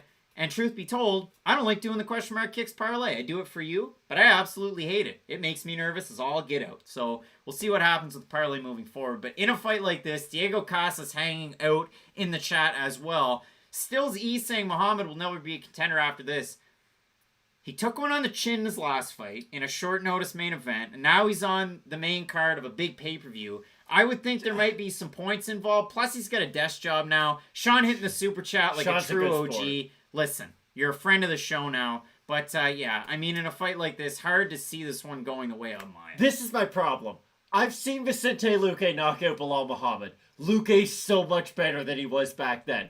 Is there any reason I should believe that their rematch would be any different? Like, you have to get past Luque. At a bare minimum, you have to get past Luque to get to a title shot. I saw Luque eat a clean overhand right from Tyron Woodley, act like it was nothing, rock Woodley, choke him out, tap him out. Like, he won 3 ways in one fight.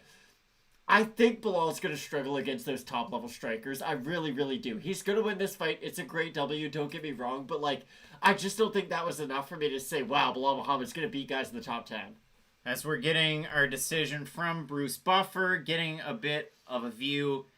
Let's see who gets this one, Matt. Like, if he fought Randy Brown again, would you be that surprised if Randy Brown beat him? What's that now? If Belal Muhammad had a rematch with Randy Brown, like, Randy Brown could beat Belal Muhammad. Yeah, Randy Brown would have an opportunity. Over in the comments section, Evan saying Maya lost nothing, but Belal gained nothing either. Sean saying that you weren't keen on the over 1.5. But my book had over 1.5 at minus 250. And if you operate on best fight odds, there were quite a few different ones. So I'm sorry that your book didn't have it. I'm sorry that mine did. Rebecca Middleditch saying Muhammad really needs a decisive win to be considered a contender. Not super impressive. I agree with that one. Yeah, it matters how you win. Like, Elias Theodoro didn't get cut because he was exciting. It's because he lost to Derek Brunson.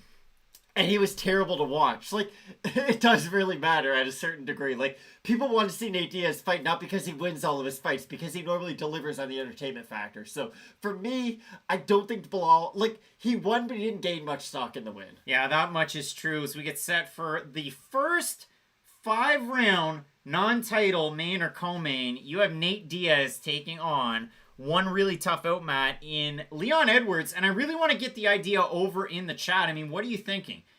Do you think that there's an opportunity for the 209's own, for Nate Diaz to get a win here? A guy that's been really flying under the radar to me this week. Now, I have seen him over on the embeddeds, and I have seen him a little bit on, what was it, the countdown this week. There has been some coverage, but it just, to me, doesn't feel like a Nate Diaz fight week, because you do have such a big fight at middleweight. You do have such a big fight at flyweight, sure, where this fight doesn't have a lot in terms of significance. And even in saying that, yes, has Dana White said that the winner of this gets the next title shot? Yeah, but that doesn't really mean a lot right now. So for Diaz, he has his regular crew with him. Chris Avila's hanging out in the background. You got Perez in his corner. Haven't really seen Nick this week. Will he have a fight in No, I've seen Nick. Oh, you've seen Nick? Nick's been on Instagram. He's been on Twitter. Nick's been around. But again, for Nick Diaz, I mean, he was supposed to fight early 2021, and it's now middle 2021. So we'll see what happens there. But yeah, we look at a fight here.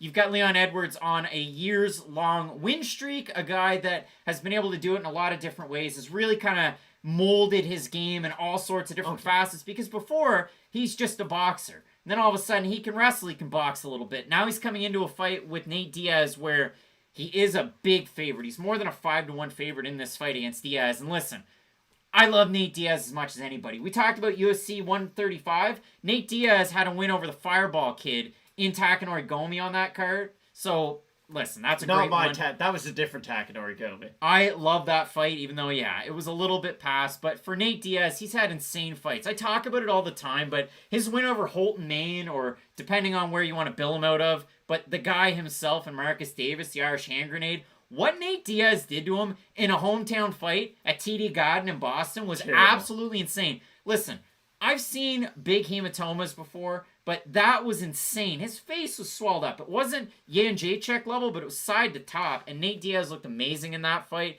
But when I look at this one, it's tricky. Kalen, hopefully I pronounced it properly. New viewer here, really enjoying the content. We really appreciate you. We're trying to do some different stuff.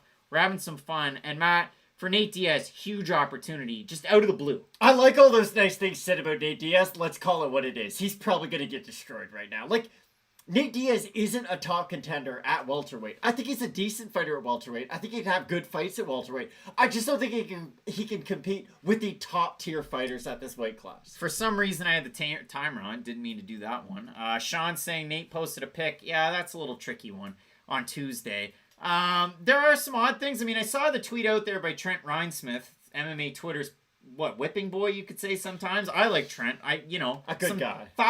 Some thought-provoking tweets that he puts out there. And the tweet that he had was, Hopefully, you've got a guy in Brandon Moreno who's drinking a little bit of coffee. Hopefully, he did that before 2 hours before his fight, because the the Arizona State Athletic Commission doesn't allow caffeinated beverages 2 hours before a fight.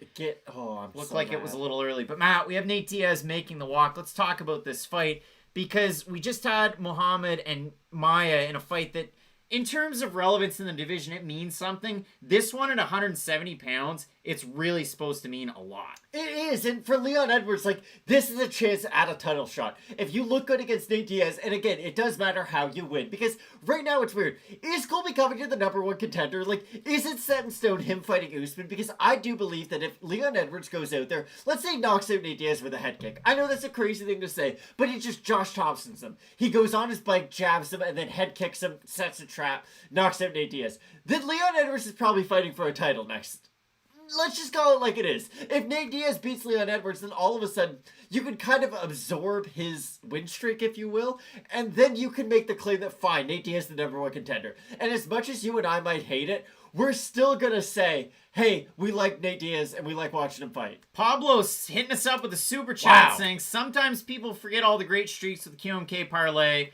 Love my guys, love your content. Pablo, I love you, Pablo. listen, that means a lot, because it was on a roll of like a month straight, and then it went a little tough. So yeah, Pablo gets it, and yeah, we catch a little bit of flack here and there, but by and large, we're relatively consistent, especially with the content. Now, have to say this one earlier. I mean, Alfonso saying congrats for the videos and live plays. Diego hitting us up in the super chat. Thank you, Diego. I gotta say this. So for next week, in terms of the content, we'll have the videos out at a normal time. We'll start working on them a little bit tomorrow. We'll film them Monday. You'll have the picks out on Tuesday. We're going to have question mark kicks on Thursday. It's going to be early. I'm away Friday. I'm away Saturday. There's some people in the chat that are going to be going camping with me, but I'm away. I'm going to go camping. I missed a fight card since Ige fought Barboza the last time I went camping, so that was, it's been a long time. I forget his name. And sometimes you need it. So it's going to be an early episode of Question Mark Kicks. It'll be before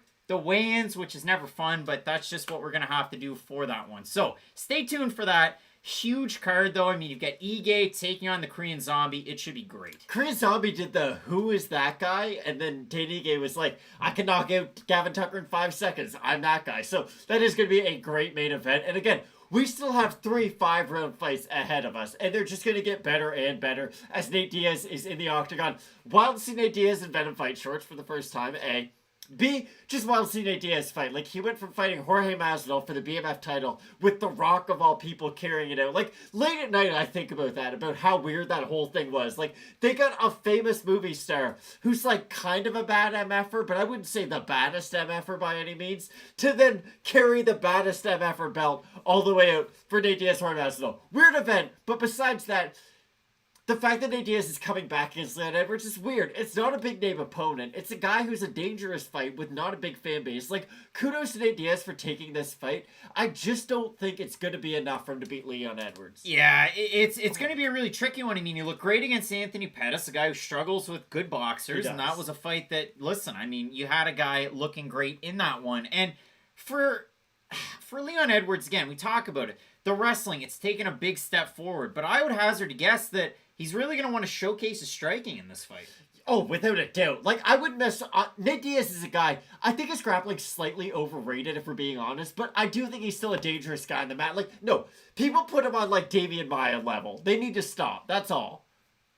I mean, I'm going to take the Derek Lewis and the Travis Brown gloves and close my eyes and just act like I didn't hear like, that. He's not Charles Oliveira. He's not Damien Maya. Like, he's not on that level. He's really, really good. Don't get me wrong. He just isn't on that tier of submission specialists. Still would mess with them on the mat.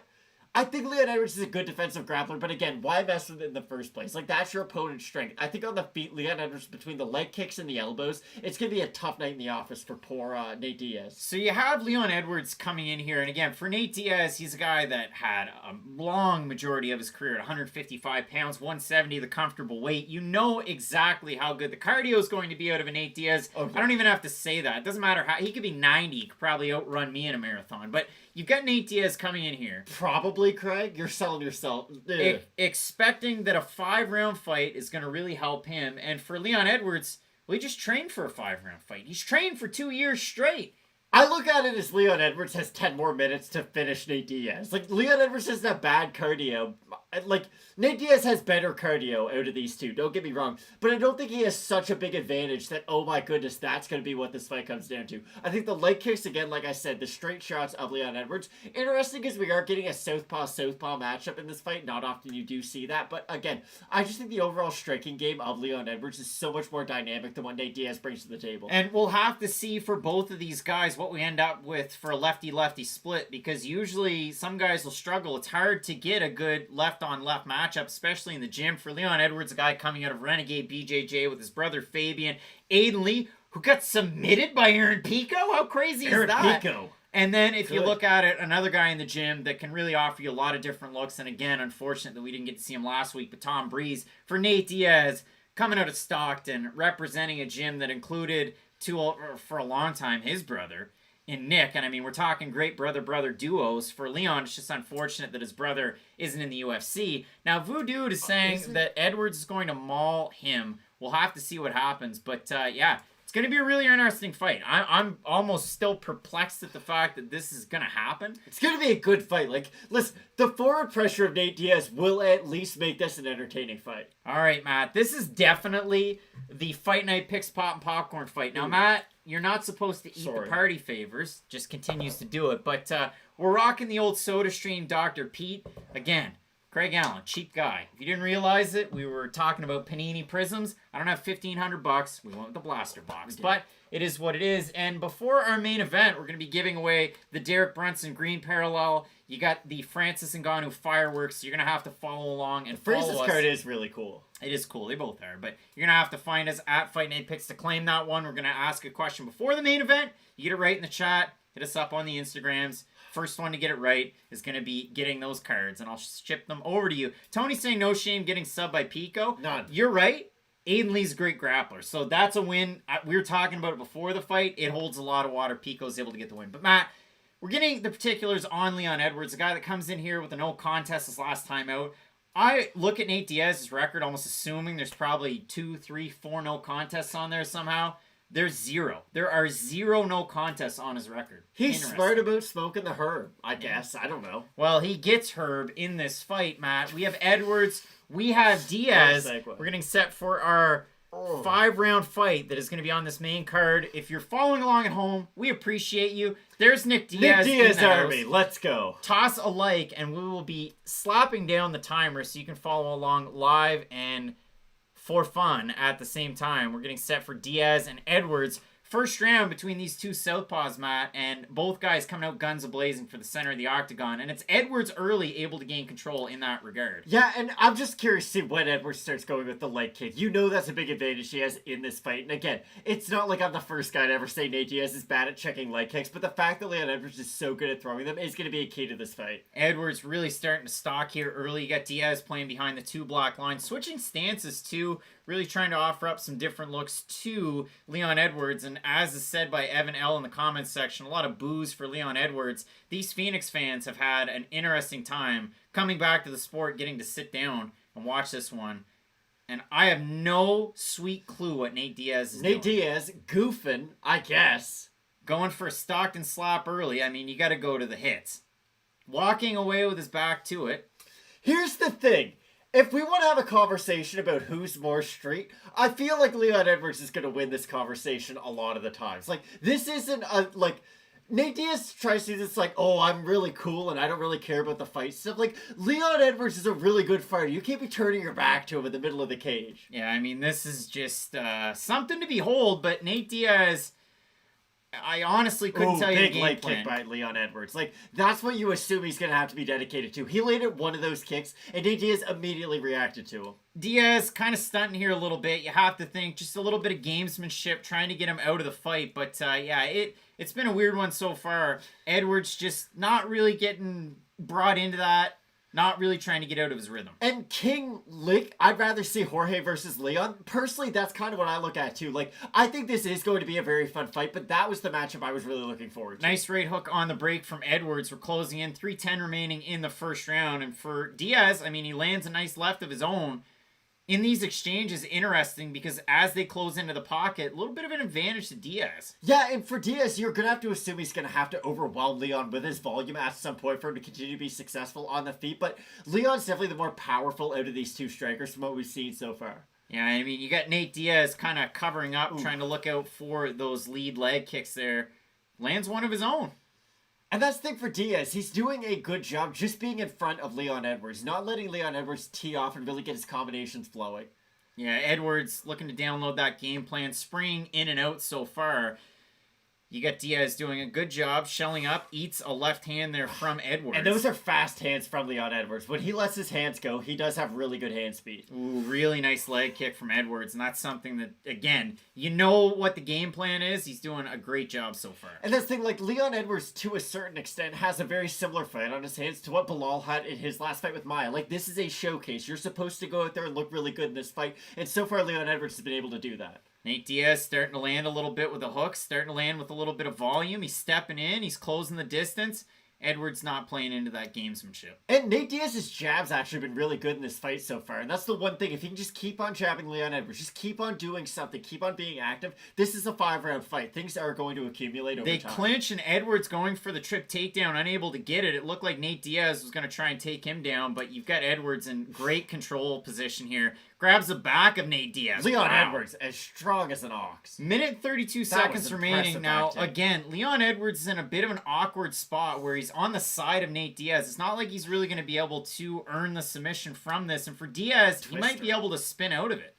Leon Edwards could twister Nate Diaz. Now, that would be the craziest outcome I think a fight could ever have. But this is one of those weird positions that we were kind of talking about leading up to this fight. These are the weird in-betweens I wouldn't want to get into if I was Leon Edwards. And that's just it. I mean, Nate Diaz able to punch a little bit, able to score with the judges in a position like this, because for Leon Edwards, you're stuck underneath. You're in a favorable grappling position, but you're not really doing much with that position. And for Leon Edwards, probably just ride this out and try to be sound defensively. He's going to try to get on top of Nate Diaz. And again, great job from Leon Edwards so far. He's just been really active on the mat so far. I mean, you got Leon Edwards on the back of Nate Diaz right here. Diaz maybe going to try and roll out of position while we see a Granby roll. 38 seconds remaining. But these are the types of positions that Nate Diaz is dangerous in. Like, why would you try to entertain any of these grappling situations? We just saw what happened with Jamahal Hill and Paul Craig. Heavy right hand from Leon Edwards. Looked like that one landed. You got to watch out for the back of the head. Herb Dean, one of the best in the game. Nate Diaz. Big shot from Leon Edwards. Without a doubt, Leon Edwards round one. This is going to be a really interesting one to see how it's scored. But yeah, to me, we got about 14 seconds remaining in the round. I would expect Leon Edwards to try and land a couple of good shots, just to try and end the round with favorable look in terms of the judges. Those leg kicks are hurting Nate Diaz, though. Like, he's having a big reaction every time Leon lands one. Yeah, and that's the end of the first round, Matt. So, an interesting first round. Again, if we have a look at the numbers, Diaz outlanded Edwards 17-15. You did have those pot shots from a weird angle there from Diaz. But, again, leg kicks going to make the difference as the fight goes on.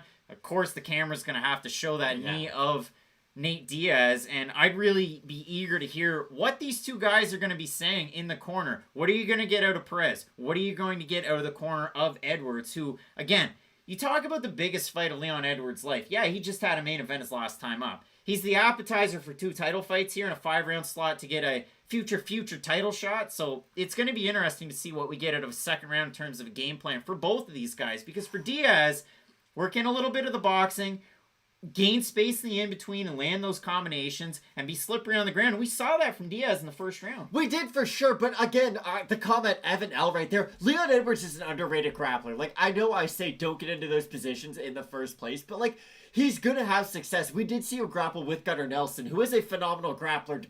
I don't care what you think about Gunnar Nelson, he is a good grappler. And the fact that Leon Edwards was competitive with him in all the grappling exchanges is really important. All right, Matt, we get set for the next round. The second round of 5, and listen, Evan's got a 10-9 Leon. I've got a 10-9 Leon, but again, it was big close. leg kick. Nate Diaz is feeling these leg kicks. Like, that's the thing. Leon Edwards' biggest strength is Nate Diaz's biggest weakness. That's a really important thing. Yeah, it's going to be a really tough one. Nate Diaz walking away in the middle of a fight. Now we're back into it. I get it. Don't get me wrong. Stockton and such, but like, at a certain point, you have to beat Leon Edwards. Nate Diaz pushing forward, trying to hammer in some of those combinations. And it's really hard for him to move forward with his combinations now, with that right leg being so compromised. It's going to be a really tricky one. 4:10 remaining.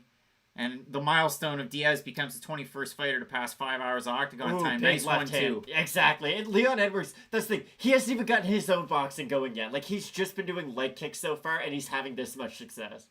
Diaz not really having a lot of success in these spots where, again, you don't really see many fighters behind the black lines. Big right hook. See, again, I get it.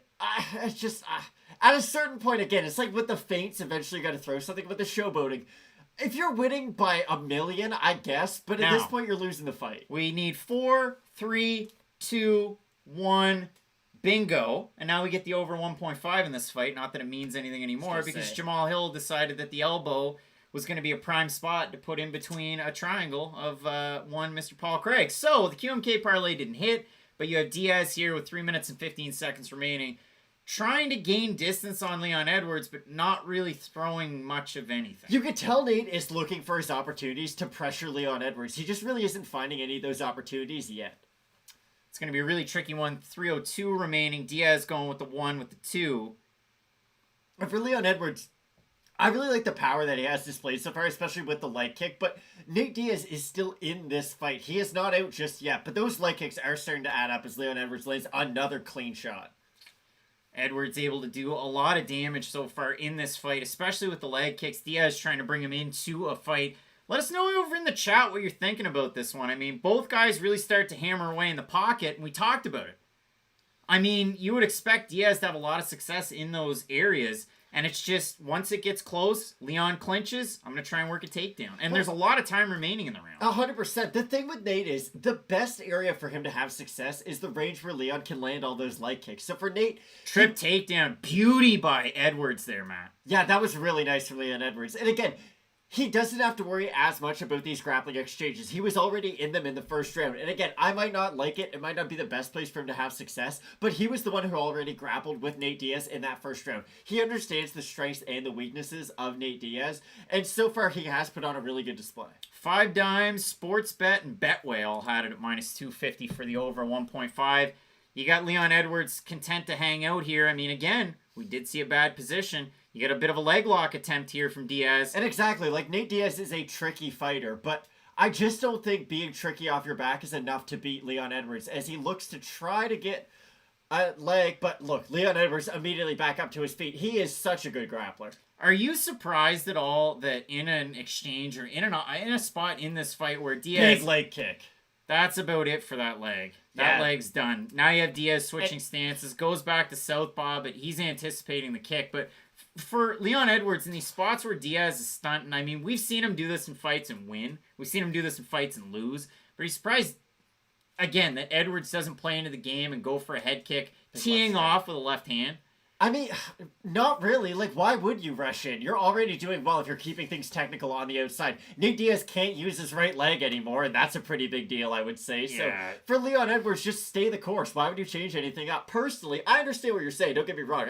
I completely shooted that down. I feel like a bit of a dick. But it's true. Like, couple of nice shots by Diaz here. And that's the thing. Nate's going to be in this fight, but as you can tell, like, the fact Nate can't push off on that leg is such a big deal, even with his offense. He's overextended on that left leg here, and he was able to land a couple of nice combinations, but again, round 2, much like round 1, it's been all Leon Edwards so far. Again, Diaz going for a little bit of offense in the final minute, and sometimes, oddly enough, that scores with a judge, but this round's been mostly Edwards, as it looks like his right eye might be starting to swell. You can just tell that when Leon lands, it's having an effect on Nate Diaz. Whereas with Nate Diaz, it is an accumulation. He does have to land multiple jabs. And like you said, we are seeing a little bit of swelling on the face of Leon Edwards, but that is nothing compared to the overall damage that Nate Diaz has taken. End of the second round, Matt. And listen, normally we just get one more, but we have 3 more left. And for me, you look at it again, total striking numbers favor Nate Diaz. He went out to a lead in the first round. Second round, a little bit more of the same, but just like Justice is saying over there, Leon is too technical for Nate. Nicholas saying there's still morons thinking Diaz is legit. Well, Nicholas, I mean, Leon was more than a 5-1 favorite. Sean McMinn hitting us up in the super chat. You're the best. I mean, I'd watch Nate Diaz, Damien Maya, I guess. Renee saying y'all still think Leon beats Jorge. I do. It's a fun fight. It really is. Like, that is fight of the night caliber stuff. I do think Leon Edwards is the better fighter out of those two. And I understand Jorge Masvidal, the more popular guy. People like him. I get it. I like watching him fight too. I just don't think he is the fighter that can go out there and beat a guy like Leon anymore. To answer Pete's question, and Pete, we appreciate you. I made a mistake, so don't start right there. But, I went to business school. That was fun. Sorry, I wasn't even paying attention. Probably going to skip broadcasting schools. Never We did get set for a broadcast third school. round. But, I can't wait for a return to live events. We have a wild one. Big time elbow there from Leon Edwards on the break in the center of the octagon. 10 seconds into our third round. We get a lot of action. Leon's starting to throw with a lot more power, too, in this round. He at least did in the first throw. Diaz backed up behind the two black lines once more. And, a good jab shot. that stings from Leon Edwards. And the here. thing is, he's doing a really good job at catching Nate Diaz on his steps. Like, when he throws the leg kick, it's when Nate Diaz has his weight on that leg. When he throws the jab, it's when Nate Diaz is off balance. And, you look at it, the current odds, minus 2,500 Edwards so far. It hasn't been much of a close fight. Again, we talked about it. Diaz in the flurries when he closes distance is good. And then Edwards goes to clinch, gains a position, and it totally negates all of the offense that Diaz is pouring on. Now he does have Edwards behind the two black lines. Be interesting to see what we get. And the pressure's good, like you had said, from Nate Diaz, but the fact that the leg kicks are just adding up so much more. It's going to be really tricky for Diaz to make it back. You see the leg kick numbers. Only 10 of them from Edwards, but they've done a lot of damage. And you heard it early on in the night. Joe Rogan had said, 4 or 5 of those leg kicks, they really do start to cause an issue. Sometimes a guy or a gal can wear it. Sometimes it really does cause a big issue. Look at fights between Douglas Lima and Roy McDonald if you want to see the full after effects. But in this one so far, Leon Edwards doing a great job there. Gets out of a bad position up against the cage. Now he's the one pushing the offense with Diaz behind the black lines. 3:30 remaining in the third round. And this is Leon Edwards at his best. When he's the guy pressuring forward, when he's throwing the leg kick, when he's throwing the jab. Like, when it's at his range and his pace, he's a tough fighter to beat. You got Leon Edwards, again, back behind the black lines. You talked about it. Diaz looking to push a pace. Now he's backed up against the cage. Now Edwards trying not to grab the top of the cage with it. It does seem like the fight is wearing on Edwards somewhat. I just don't think it's going to be enough for Nate Diaz to somehow pull out a comeback win the last 2 rounds. Edwards slips out of it, tries to grab the back. 3 minutes remaining in the third round. Gets a takedown. Now he's working from an odd half guard here on top of Diaz. And this is Diaz's world. But exactly, like, these are those weird positions that I wouldn't even bother getting into in the first place. Like, why would you test yourself? You've got nothing to prove. You got nothing to lose, Matt, when no one knows your name. I knew you were going to say that. And for Leon Edwards, he's a guy that, listen, perennially underrated. Okay. I know a lot of people said, is he the most underrated fighter in the world, in the UFC? He's up there. He's one of those guys that's definitely up there. He's not a darling of the promotion. And in a spot like this, 2:27 remaining, again, he's working from an odd spot. You got a butterfly hooker from Diaz. Nice elbows here from Edwards working from he his got position. Nate cut open, too. There's some blood there on the mat. Good shots from Leon Edwards. Yeah, Leon Edwards now. You don't want to play that leg lock game here. You got to worry about a position like that. Diaz accepting it. He wants to have fun down there on the mat. Yeah, that's fine when you're getting ground and pounded into the ground, but, like, the showboating and stuff's great. We're going to have to see a look at that cut. It's on top of the head, but you also have one on top of the left eye for Diaz as well. And the blood's starting to pour down the front. Spoiler alert, the year's 2021 and Leon Edwards is better than Nate Diaz. I'm sorry to break it to people. Now we're going to have a bit of a stoppage in play. We get to play around with the dingus in the cup area. We've all been there. And now we're getting ready to go. Like, okay, Leon Edwards. Double bird to Nate Diaz.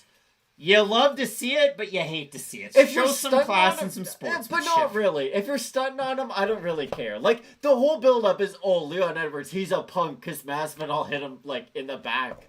I don't really get it. Like, Leon Edwards is an amazing fighter, and I just feel it's nice that people are starting to realize that now. Nice left hand as they clinch by Edwards. Minute 19 remaining here. Leon Edwards got filthy elbows. He's got that beautiful pull-through onto the back from the clinch that's just such a nice position. Yeah, and a bit of a lag in the time. We've got a minute on here. We're about 10 seconds behind, but we'll have to see how this round rides out. You got a hand down on the mat by Mr. Diaz, so no knees from this position. It looks like he's going to try to roll under for a leg, but this thing, like, you can tell the strength that Leon Edwards must have in these positions, because Nate Diaz, technically, in most of these clinch positions, is phenomenal, but Leon Edwards is consistently out-grappling him. Really, really tricky roll attempt there from Diaz, but again, a nice shot. That one looked like it almost hurt Diaz, who bashes his forehead off of the mat. Now Edwards has the back. The damage is really starting to accumulate on Nate Diaz. Like, between the ground and pound and just between Leon Edwards kind of outclassing him in the grappling, Leon Edwards starting to pull away. Yeah, Edwards with the back here. Really, really tricky spot if you're Nate Diaz. Oh, without a doubt, with 27 seconds left here in the round. Now, again, the fight against Masvidal ended due to cuts very similar to this, so it'll be interesting to see, A, how the cut man can work at the end of the third round, because, again, this is a 5-round fight, and B, what the doctor thinks. Spinning back fist that lands for Edwards. Diaz shakes it off, but, man, that's going to be a tough one. And there has been precedent set for Nate Diaz fights getting stopped due to cuts all of a sudden. And with the scar tissue, listen, it's kind of an overplayed narrative, if anything. But, like, when he fights guys who have decent punches and elbows, he is going to get cut up. And Leon Edwards, as the fight progresses, is definitely starting to land the more damaging shots. Yeah, I mean, Diego saying Diaz is coming on in the 4th and 5th round. KO or TKO coming.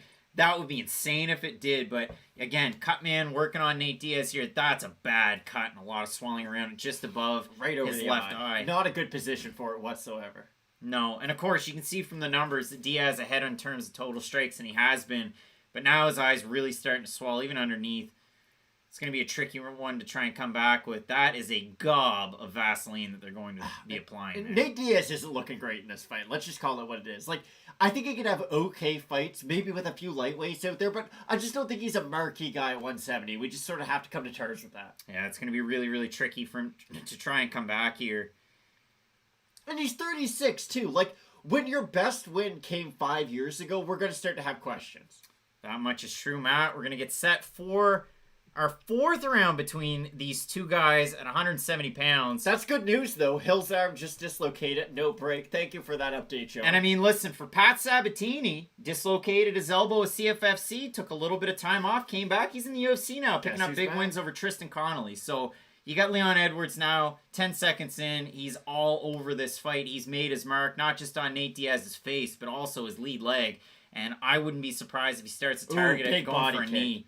That's the thing with Leon Edwards. There's just such a wide variety in what he can throw at you. Like, with Nate Diaz, you're really only worrying about the punches. He doesn't have much of a kicking game. With Leon, you got to worry about the leg kicks, the body kicks, the head kicks. Like, there's just so much he's bringing at you. As Nate Diaz does land a good one, too. Nate Diaz starting to come back. Maybe Diego was right in this one. You got Diaz starting to trade in the pocket, in the center. 30 seconds into the fight. Leon Edwards does start to look a little tired. I just don't think it's going to be enough as he goes back to the low calf kick.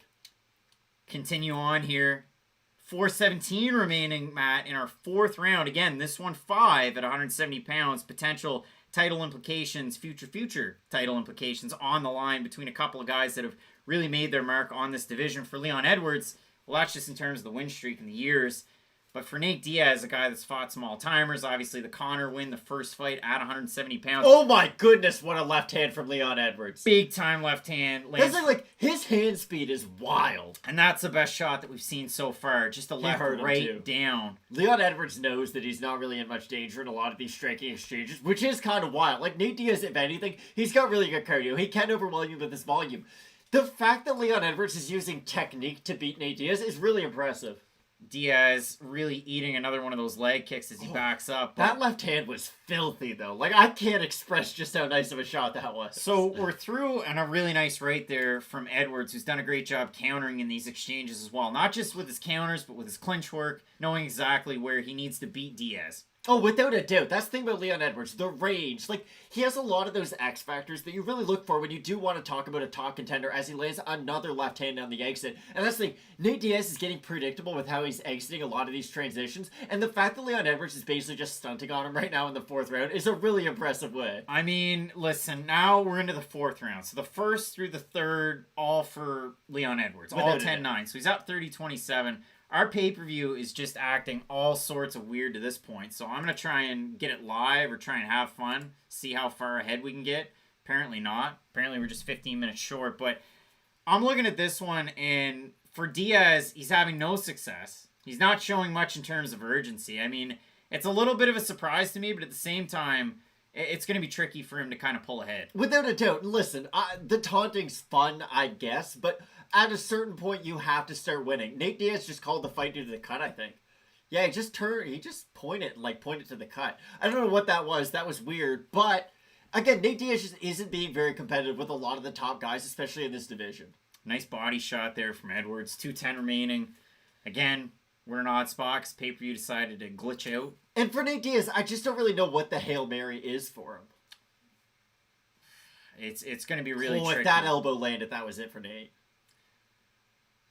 But I mean, in terms of matchmaking, Diaz is a guy that always shows up for a fight, and he's still in there.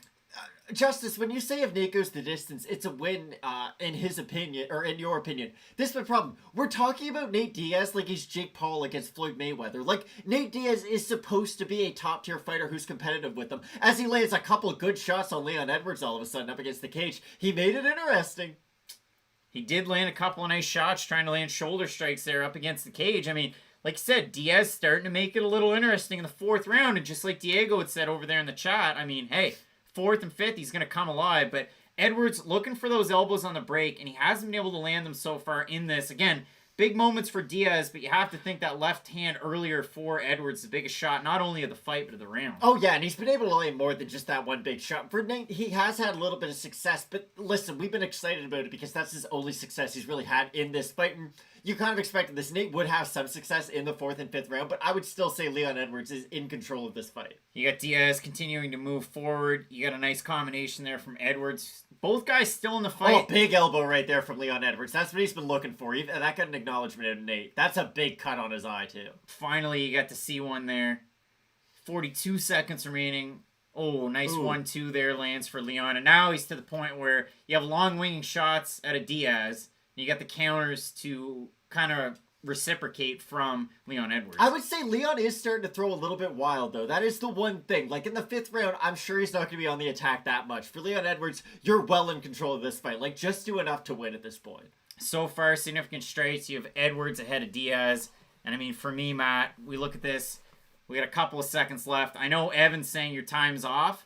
Yeah, because, again, it keeps glitching on Aaron. So I'm going to refresh it. But, yeah, we'll see what happens in our 5th and final round between a couple of guys who, listen, again, for Edwards, he's ranked 3rd. For Diaz, well, he's not ranked. So it's a huge opportunity for both guys. Again, we talked about it, the fact that they said there were possible title implications. You get that bad cut that's ahead of, or on the top of the left eye there for Diaz. Hopefully no more glitches in the 5th round. I'm not a doctor, okay? Let me just get that out of the way right now. I know that you're not supposed to pour water on your head when a cut man's trying to get a cut to stop bleeding. I know that much. I watch a lot of MMA. I don't love the fact that Nate Diaz immediately took a water bottle and put it on his head while a cut man's trying to close the massive cut over his left eye. All right, Matt, we're getting set for our 5th and final round. Who thought it would go this far? Let us know what you're thinking over in the chat as far as the score here, but I've got it 4-0 in favor of Edwards. Best case scenario, 3-1 for Nate Diaz, but I agree with you 100%. I'm only playing devil's advocate. All right, Matt, let's have some fun. We get the 5th and final round. These guys are going to trade. From Leon Edwards. That's the thing. When Leon Edwards is technical, he's hitting him with the Benson Henderson takedowns. Those are nice. You got Nate Diaz flipping and flopping like a fish on a Saturday night. Oh my god, and Leon Edwards dedicated to the leg kick again. He hasn't gone to it as much as I kind of expected, especially with the success he was having early on in the fight, but still, it's been a tool that's kept Nate Diaz on his back foot throughout this fight. You got both guys in the center of the octagon as Herb Dean watches with some calm excitement, it looks like. Herb Dean, sometimes way out of position, sometimes in the right position. 4:22 remaining in this round. No glitches just yet. And again, we've seen those lower body feints there from Edwards. Diaz looking to crash distance and start to land, wearing the damage, as they say. Lands a nice left hand there and clinches. You gotta think Nate Diaz is gonna have, like, the Vanderlei surgery when he's done fighting, right? There's no way you just want to, like, have that much scar tissue. And that's the weird thing. Like, it's because it's gotten to the point where it's a big detriment when he is fighting. Like, that's his talking point when you talk about Nate Diaz. You have to bring up the fact, another big left hand from Leon Edwards. Goodness, he's got nice power. Leon Edwards, again, trying to close the distance. You've got Nate Diaz switching stances. Now he's working out orthodox, getting kicked. He's starting to brush and paw at that cut. You hate to see it. I mean, this guy's a legend. He is. But you're just sort of seeing the evolution of MMA. Like, Leon Edwards is so much cleaner with his technique and than younger, Nate Diaz. And fights more often, but not really. No, but this is what it was supposed to be. Like, a lot of people said, Leon Edwards is a massive favorite because he is the guy. Like, he's the top contender. He's the more active guy. Well, at least traditionally he has been the more active guy. So, for Nate, if he wants to say, hey, I lost a really one-sided decision, that's great. It was a weird fight to happen. I guess good on Leon Edwards if he is able to hold on for the last 3 minutes, but just sort of a weird fight. I mean, again, Ooh, big 304 shot remaining. from Nate Diaz. Diaz able to start to land a little bit of a left hand, putting Edwards on the back foot. Yeah. Lands a nice right. Without a doubt, Nate Diaz is the fresher fighter right now. Nate Diaz looking good. 251 remaining in our fifth and final round. Because, again, that one out of habit, not something that you get to say very often. No, not. And we still have, 2 title fights ahead of us? A rematch of an arguable fight of the year, and then one of the biggest stars in the sport, fighting. So this night is just getting exciting now. Nate Diaz making it a little slow here in the clinch, about half of the round remaining. What's he gonna do? Stand at range and get leg kicked and elbowed? It's going to be really, really tricky for him to get a win in this one. He needs a big finish. 2:19 remaining, fifth and final round. Let's see what we get on the break, if we get a break. We get a break and a little bit of a slap. Edward Masvidal would be fun. That's all I'm saying. I'd be down for it. 2:08 remaining. Nice body kick there from Edwards. Yeah, really nice body shot. Coast easily, but now he's going to start to prod with some of those kicks. Yeah, for Leon, you still got to watch out for the 1-2s of Nate Diaz. He's been caught by a couple, but other than a few straight shots of Nate Diaz, this has been all one-way traffic. Ooh, another big left hand on Nate. Nate Diaz here with 1:46 remaining. And listen, you talk matchmaking. What in goodness gracious do you do with Nate Diaz after this Oh fight? my He eats goodness, a Leon lot. Edwards is good. That combo is really nice. I'm looking at it more like Leon Edwards, like, damn, he's pretty good. For Nate, that is the real question. Like, he's such a big name that it's hard to just have Nate Diaz fight, like, unranked contender A. But I don't really know. This is probably it for him, if we're being honest. Like, I don't really see him fighting guys if he isn't at the top of either lightweight or welterweight. And the fact that Leon Edwards is just kind of styling on him, it sort of proves that, hey, Nate's not at the top anymore. It's cool if you're ripping the devil's lettuce pre-fight, but it's not cool when... Oh, he hurt Leon Edwards. There's a minute left. Edwards is hurt. He's wobbled bad. He is. Minute remaining. Oh! He's hurt bad. Diaz has got him hurt. Oh my gosh! Leon Edwards is hurt. He's up against the cage. Oh my gosh! This is exactly what Nate Diaz needs. Leon Edwards he's on skates right now. Oh my goodness, 42 seconds remaining. Nate Diaz made this a slobber knocker. He hit him with another big shot too. Leon Edwards is on his back foot. 35 seconds left. This is wild. Oh, he hit him easy. Leon Edwards got to get his back off the cage right now. Leon has got to run. What an ending by Nate Diaz. 26 seconds. Oh, he skips. He hit him with a clean shot, though. 23 seconds. Diaz going in there. Leon Edwards just got to be safe for... They clinch. 15 seconds remaining. I mean, Nate Diaz made it... Oh, he hits him with an elbow. Oh, my goodness. 12 seconds. 11. Leon Edwards just hanging on with Leon, 10 seconds he left. skips under that one. 7-6. Oh, 5 seconds. Edwards, if he wants to win, he's got to run.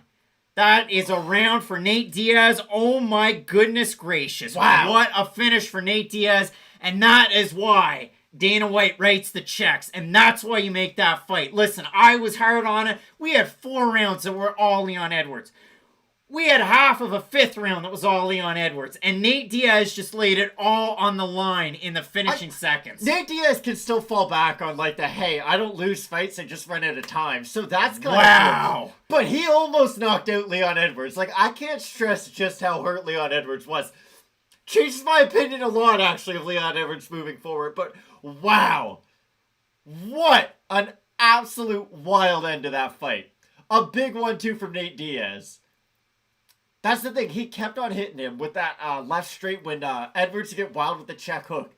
An absolute wild end of the fight. That was absolutely insane for a guy that you know has cardio for days. Maybe looked a little old at points, but wow. I thought he was completely done, though. Like, I thought this was a 50-30, and that was being generous. Oh my gosh. Nate Diaz making it interesting. And again, you're going to see all of these highlights, but listen. Kudos to both guys. That was one heck of a end to that round for Nate Diaz. That was just a wild fight. That was a great fight from both guys. Like, kudos to Nate. He was way more competitive than I thought he would be against Leon Edwards, but wow. Wild fight. Man, that was absolutely insane. Leon Edwards definitely won the fight, though. Like, let's not get it twisted and think Nate Diaz is going to win a decision. Oh, what a finish for Diaz. I mean, yeah... Listen, it's going to be a 49-46, but hey, Now what's the fight that you make for Nate Diaz? From here on out, they're all 5 rounds. They have to be. I mean, I don't really know. Like, I don't think he can beat Poirier. I don't think he can beat Gaethje. Like, I don't think he can beat those top tier guys at 155 pounds. I think you can have fun fights with certain matchups. It is really hard to depend on who you should put in with Nate Diaz. Because again, he's such a big star that you can't just throw him in there with a random fighter. You get the total numbers. I mean, they have it. The fact that Diaz landed more shots, but you did see it on screen. I mean, more significant strikes had gone for Leon Edwards before the tail end of that one. You say, what would Jorge do to Leon? He might beat him, but again, up until the last 60 seconds of the fight, we thought Leon Edwards was about to win like one of the more one-sided decisions we've seen. So, again, Nate Diaz, great job at least staying in the fight, especially as of late. But Leon Edwards still, good performance. I don't think he beats Usman. There's the early prediction. But that was a great fight while it lasted.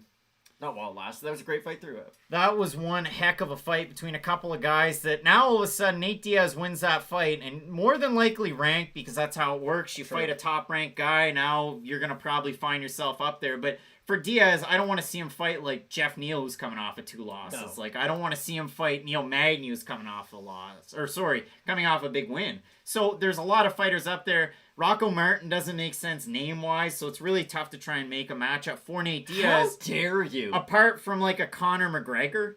If they did Nate Diaz versus Rocco Martin, I'd be upset. People aren't going to pay for it as Matt plays with party favors. We're good.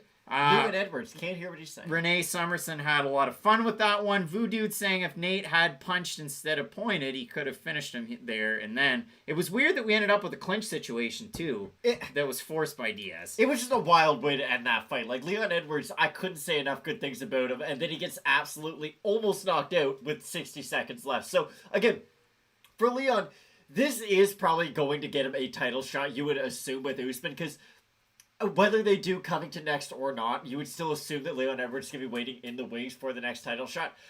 But like you said, I don't really know where Diaz goes from here. Like, Leon Edwards, you have a path. You're at the top of the division. You're a top contender, yada, yada, yada. But for Nate Diaz, you flex. You did well at the end of the fight. I just don't really know where he goes from here. It's going to be tricky, especially for Diaz. Get to hear some parting words from a guy who has been there and done that and fought a lot of big fights. Joe Rogan going to interview him after this one. But, yeah, I mean, a really, really big fight between these two guys. And, of course, we did see Nick Diaz in the crowd, so maybe there's a fight down the way. But, yeah, for Nick Diaz, a guy that's taken a big fight here, I mean, kudos to him. Oh, yeah, without a doubt. He made this much more competitive than I ever thought he was going to. Excuse me. Getting a final word out of Diaz. But, yeah, he would have liked to have gotten a finish. Of course, he didn't get it, but yeah, are we going to see him back in the octagon? Are we going to see him back in soon? I mean, the guy's 36. He's not a young man. No, exactly. Like, I'm assuming this is it. Getting the appreciation. Wow. Again, for Nate Diaz, I'm kind of surprised he isn't retiring. I thought this was going to be it for him, but who knows? Maybe he's going to have a couple more fights. More wild fights, goodness. We'll see what we get out of him. He's going to have a big party. Apparently, we got to check out his IG. The other guy saying who won. Leon Edwards won 4 of the rounds, and Nate Diaz won 1 of them. Wow. That was an insane fight. It was an insane ending to a fight. Nate Diaz, wow. Almost finished Leon Edwards. So, yeah, we get to run that narrative. Now, if it was a 3-round fight, it would have been weird. Justin Bieber and Austin Matthews. Yeah, I mean, a Toronto Maple Leafs fan and a golfer. Brian Ortega, Tracy Cortez. Brian Ortega. It's like Wilt Chamberlain.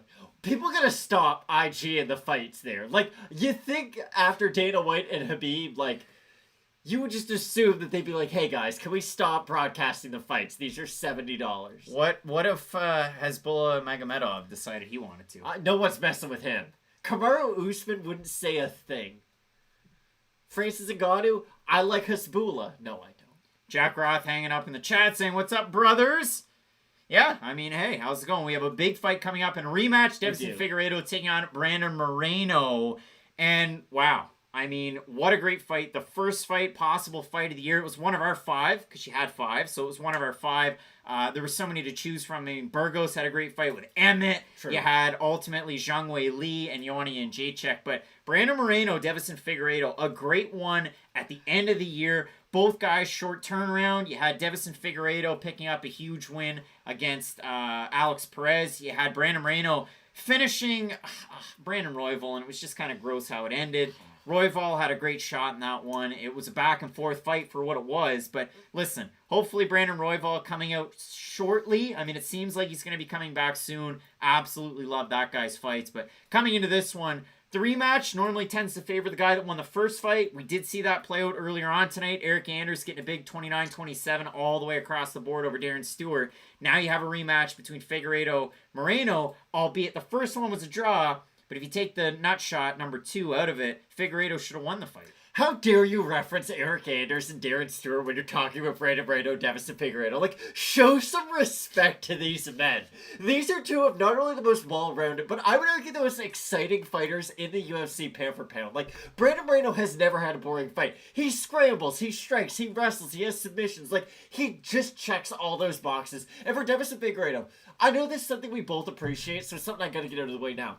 What do we both love? We both love a guy who just keeps on improving. They don't just get happy once they become champ. They don't get to the top 5 and say, hey, I've made it. Davison Figueiredo speaks about it himself. He went from training at just this hole-in-a-wall gym, used the resources that the UFC made available to him. Like, when he started winning fights, when he started making more money, he invested that money in himself. And listen, I love the Toronto Raptors more than anything in this world. And Fred VanVleet has a saying that I think everyone should say to themselves. You gotta bet on yourself. And that's what Davison Figueiredo did. And this might be cheesy, but I'm being honest right now. Davison Figueiredo went from being a world-class fighter, invested in himself, and became something even better. And that's something that I really do think we need to respect about him, because there's so many champions in the UFC who, I get to the belt and there, I finally accomplished my goal. The fact that Figueiredo is showing the improvements this later on in his career, it's very reminiscent of even like an Amanda Nunes. Like, you had your career before you became champ, now you're the 5-round version of you, and you become a better version. I think Brandon Moreno has a good chance in this fight, not only because their first fight was so competitive and so back and forth, but because the question marks around Figueiredo's weight cut. And it is a tricky one, too. I mean, with Davison Figueiredo, one of the last guys to weigh in this weekend. Now, Brad Riddell got a huge win. Weighed in on the dot 155 late. Steven Peterson, 128.5, wins his fight 30-27 all the way. Now, there was 129-28. It's a chintzy call in the third round. But when I look at this fight, again, Figueiredo, he's one of those guys.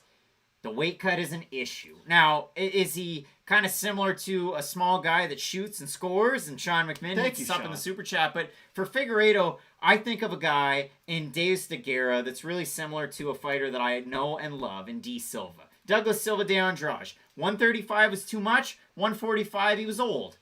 And the weight really didn't make that much of a difference. So for Figueiredo moving up, if he ever went to 35, I would worry about him. Almost like a Dillashaw going from 35 to 25. What are you doing? Or Garbrandt, 35 to 25. What are you doing? But when I look at a guy like Figueiredo, he's so perfect for the weight class. Because even though he does give up height against a guy like Moreno, and most guys in this division, the power carries, not just through the first, but all the way through the 5 rounds. We saw that in the Moreno fight. He can eat a shot as well. I know that Brandon Moreno can eat a shot, but so can Davison Figueiredo. And for Figueiredo, it's not just that his power is something you have to worry about early. His power and his jiu-jitsu. He is such a triple threat, Davison Figueiredo is. Joseph Benavidez didn't get schooled that often when he was up near the top. And Davison did it twice and made it look easy. If we want to talk about like 2K badges in UFC, Joseph Benavidez has Hall of Fame level submission defense, and the fact that Davison Figueiredo was able to submit Joseph Benavidez tells you just how good Figueiredo is on the mat. And he's one of those fighters, like, Joe Rogan talks about the squeeze. Like, some guys just have the squeeze. It's not enough that Davison Figueiredo has ungodly punching power. It's not enough that he's got great cardio and really good output. He has the squeeze, too, when it comes to his submissions, and that's what makes him such a dangerous fighter. I could not be more excited for this rematch that we have on our hands. So, Matt, let's have a look at the information that we have in front of us about this one. Because, again, for Figueiredo, 20-1 with 1 draw. The one loss to Jussier Formiga, a guy who, listen, would he be a future title challenger? Did I think he had the chops in him? Yeah, he got a little old as Brandon Moreno looks mean for a guy that plays with Legos. He's so happy. But it is what it is. But when we look at this one, again, Height and reach discrepancy given up by the champ to the challenger, who again looks very, very riled up.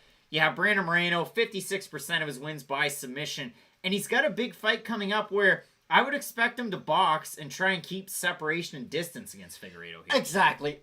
To me, I see this as a win to Brandon Moreno. Let's say he loses the first round, but makes Figueiredo work. To me, that's a win. I understand the judges might not score it that way, but you have to understand, him giving up a 10-8 where it's just a really high activity round is sort of a win for him long term. In the way that we talk about leg kicks or body shots and how they accumulate over the fight, sometimes it is advantageous to almost lose a round, but force your opponent to work so hard that by the fourth, by the fifth round, you're going to make up for it at the back end of the fight. Listen, I'm not saying Brandon Moreno should just be going around giving up rounds to Davison Figueiredo, but I do think that there's worlds out there where it's just a high activity fight. And like you said, if he keeps on the outside, can stay out of the power of Figueiredo, he's going to have a much better chance of winning. Looking like he's got Entram Gym's own Marcelo Rojo in his corner, a guy who can effing throw down.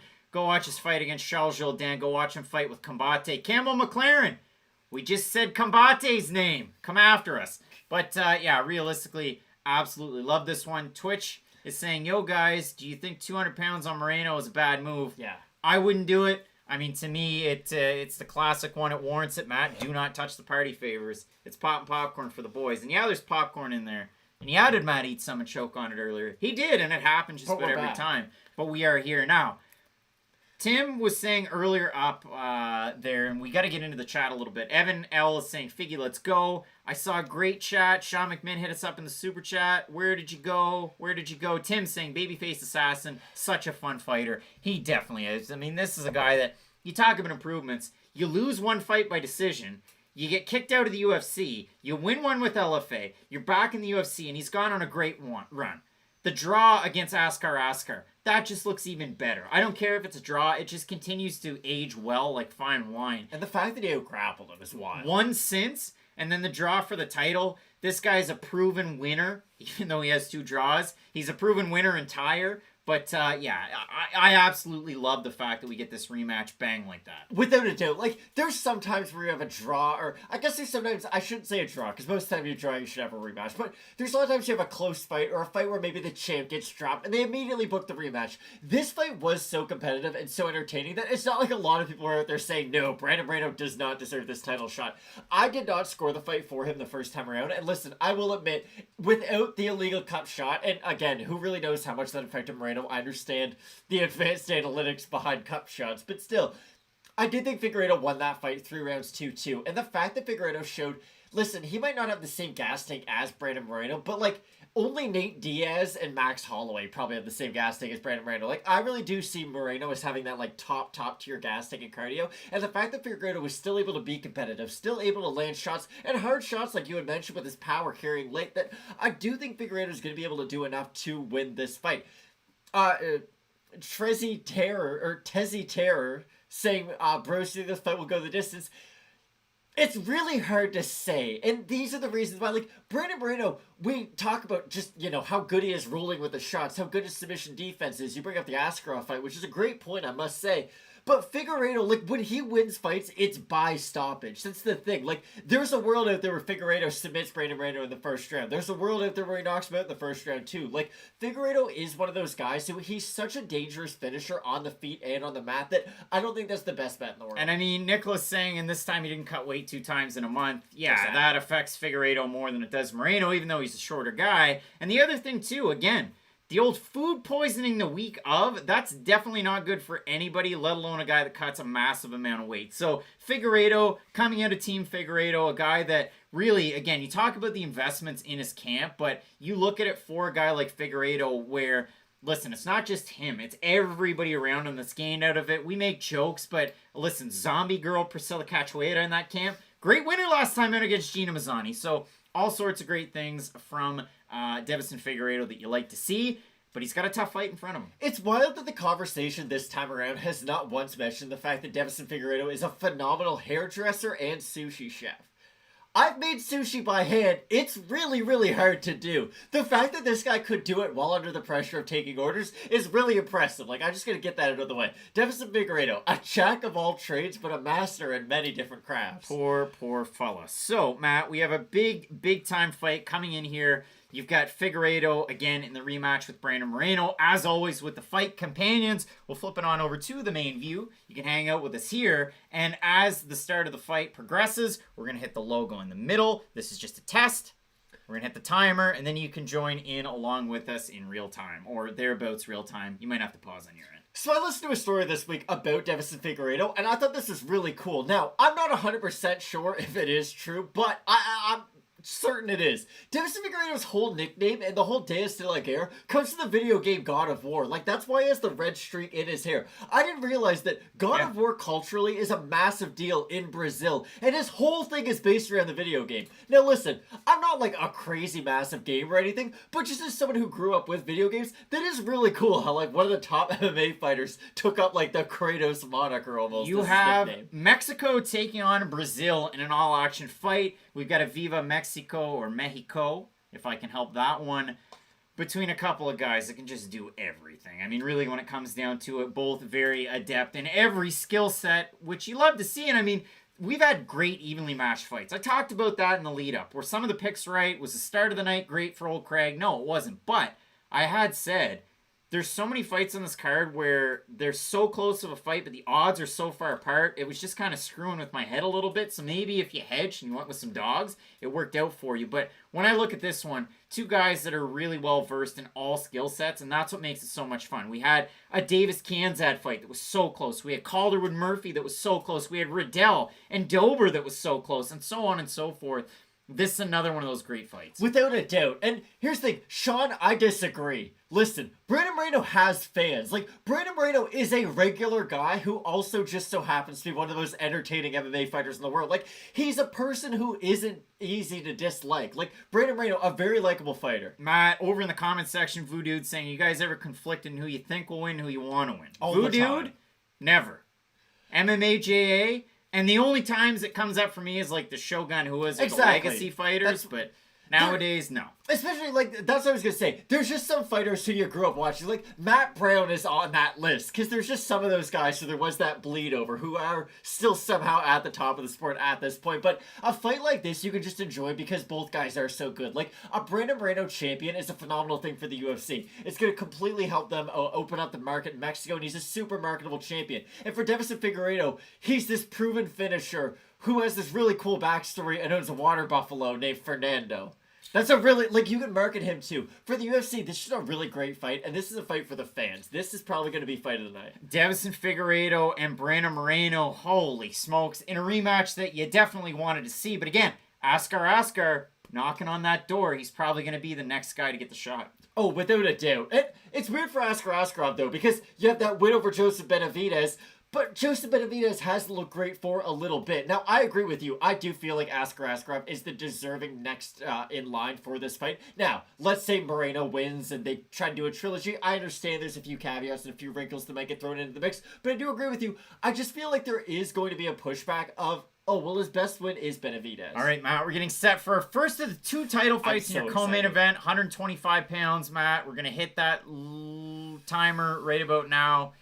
And man, I mean, we had 5 rounds the last time. It was absolutely amazing. 5-round set here. You got Diaz de Guerra switching stance already. Brandon Moreno with that long orthodox stance so far. And it's what, like, people used to talk about the flyweight division and talk about, oh, they don't have power, they don't have finishing ability. Davison Figueiredo has the punching power of John Lineker and, like, the submission ability of Brian Ortega. Now, I understand not the same, but just the marketability of a lot of these fighters is kind of wild now, especially when you contrast that with how the division was looking just a few short years ago.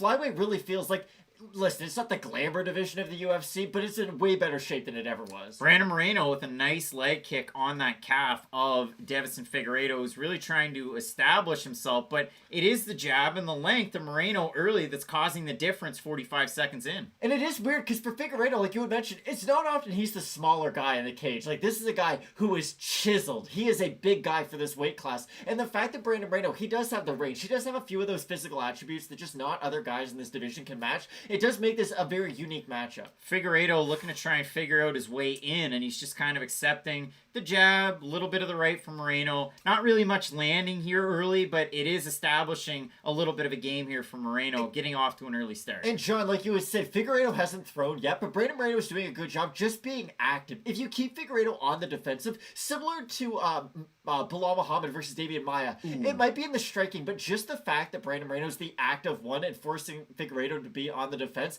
is really important. That was a beautiful combination. Nice combinations here from Moreno. You had that early step in knee and a nice body shot there from Figueiredo, who looks like he wants to invest in the body early and looks like he wants to try and draw out the attacks of Moreno. And that's a really smart move for Figueiredo, because if Brandon Moreno has any big advantage over Figueiredo, it would come in the cardio department. And if you do invest in the body shot, it might not bring Brandon Moreno's cardio all the way down to yours, but it's definitely going to balance it out in his favor. Rebecca Middleditch making a great point, saying that Moreno looks like he's hungry early. We got our first clinch situation. Nice right hand there from Figueiredo on the break. And we talk about Figueiredo, him investing in himself in his training camp. Brandon Moreno just moved to the States because of training. He has more opportunity to train. And that's just a really great thing to see. Like we talked about it from the champion. Again, it's also rare for top contenders to just keep on improving fight after fight after fight. And for Brandon Moreno, we've seen that even though he's been at the top of the division for a while now.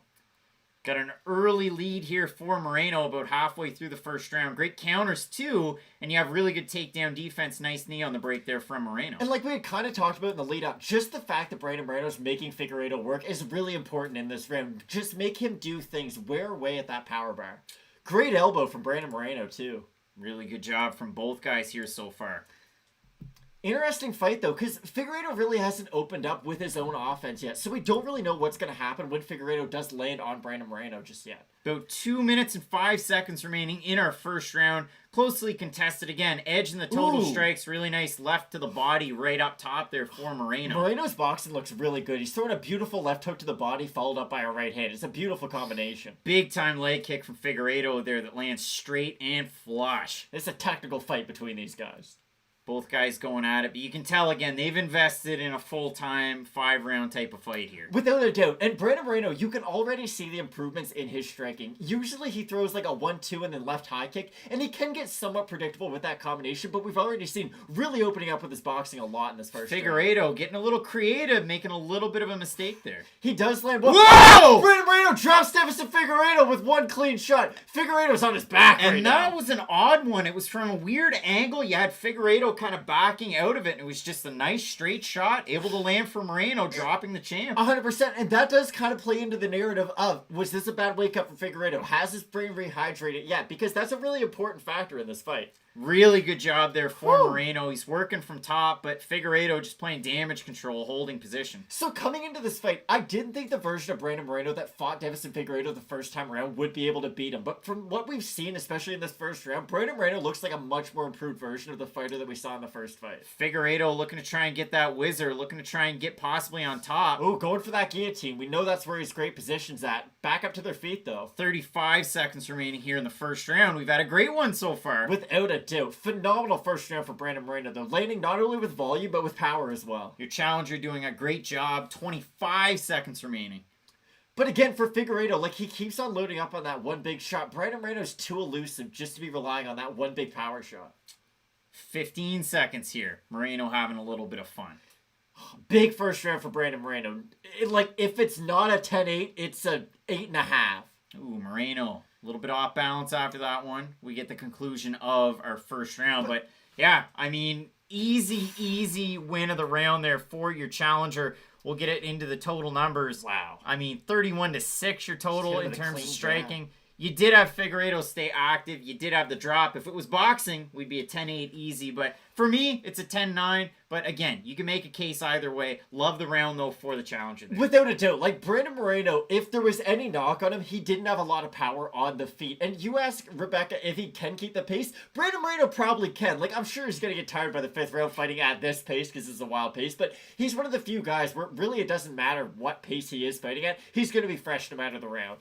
Big time round again there for Moreno. Charles is saying, I can see the 6 months of training paying off for Moreno. This this is the thing. He has taken advantage of not only the fact that now he lives in Vegas, the PI is there. Like, for going to have no Performance Institute to having the Performance Institute at your availability is just such a massive advantage for Brandon Fight Moreno. Night Picks is brought to you by Apparently, I hit the wrong button and we get into a Vertiball ad. But really, if I can answer John's question, terrible game plan for Figueiredo looking for the first round knockout shot. He was just feeling out the distance to me.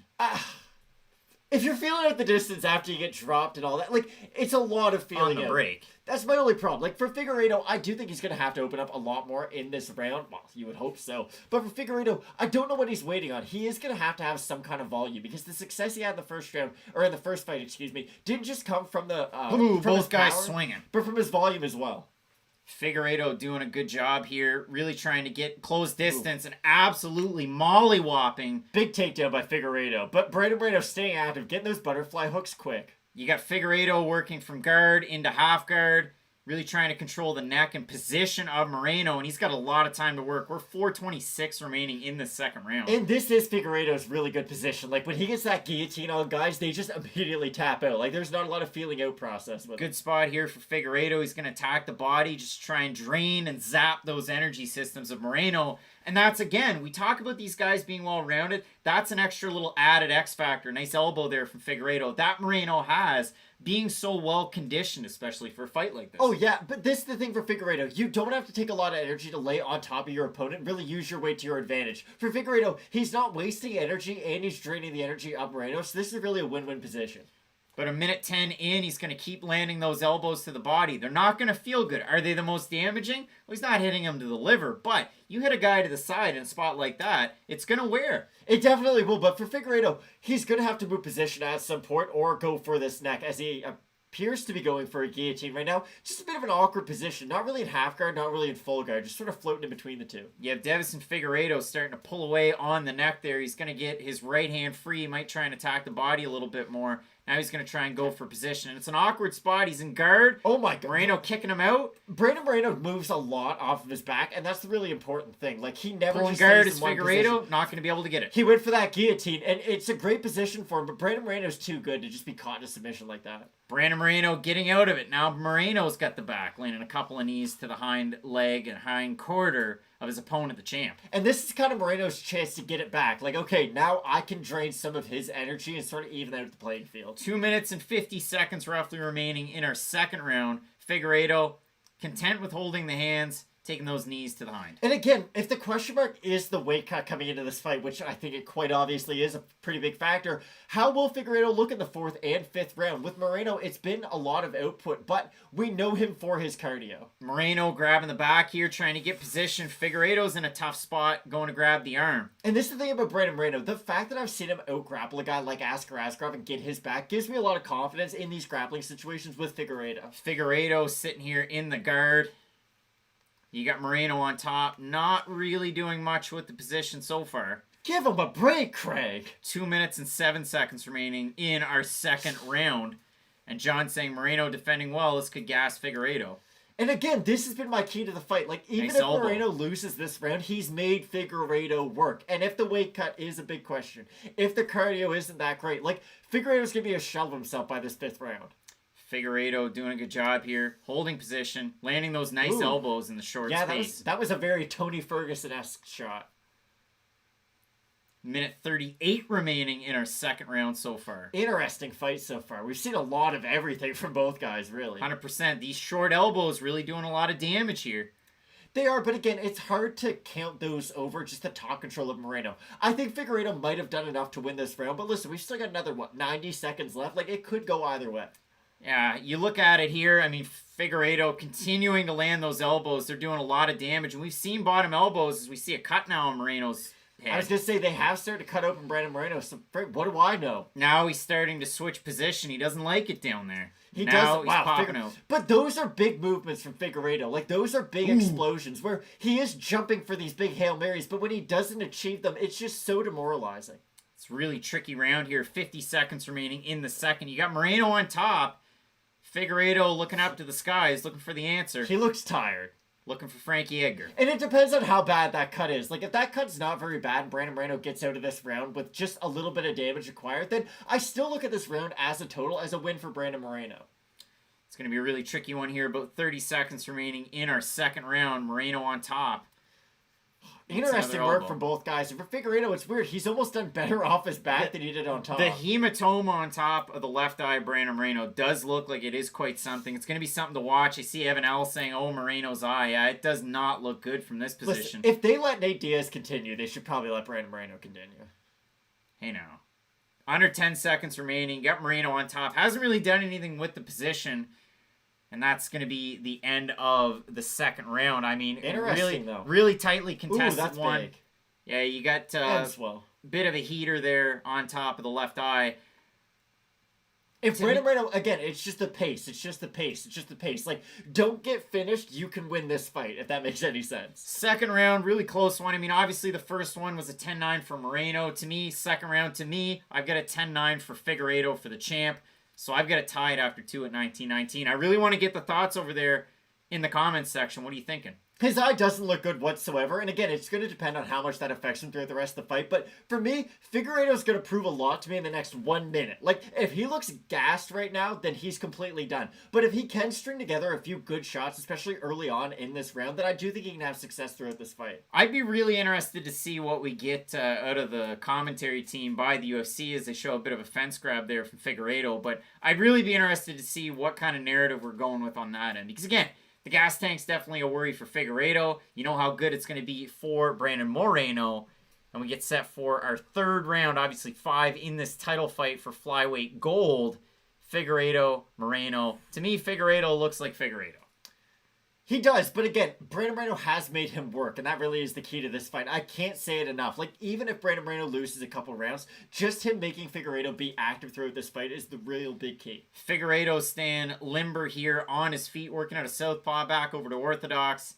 Moreno, big favorite if I'm not mistaken from the numbers down there. It looked like he was a minus 325 or thereabouts. And for Moreno, I would like to see him be very active. Prove a point right now. Like they always say, if you're ever in a race and you're running past somebody, really power past them. Like don't give them the strength to then try to get past you. If he proves his point in the next minute, I really do feel like he's going to be able to demoralize Figueiredo to the point where Figueiredo will at least be a lesser version of himself. Another attempt at a knee there in close from Figueiredo. Really nice jab that lands too. Figueiredo definitely starting to land more as this fight's progressed. Great body kick by Figueiredo. Figueiredo's starting to invest in the body in the third round. Moreno going up top, working the jab.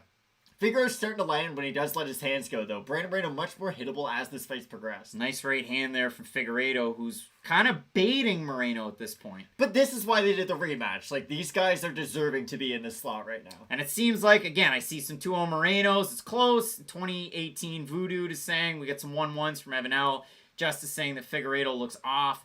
Ooh, good that's overhand. A really tricky one. Trip takedown there for Moreno, who gets the back of Figueiredo. Brandon Moreno's tricky on the mat. Looked like he was high, but he's not. Immediately takes the back, gets the body triangle too. Figueiredo's in all sorts of trouble. And this is a draining position too. And here's the thing about Brandon Moreno.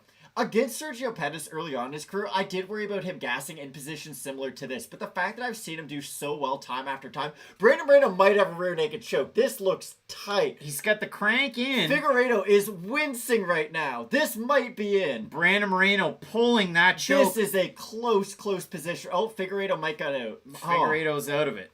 What an absolute wild position. 2 minutes into the third round. He's starting to hammer away with some of these shots. Figueiredo's got to do something to get out of this position, which is easier said than done. Exactly. This is Brandon Moreno's spot. Like, he is a back specialist. Brandon Moreno doing a good job of working here.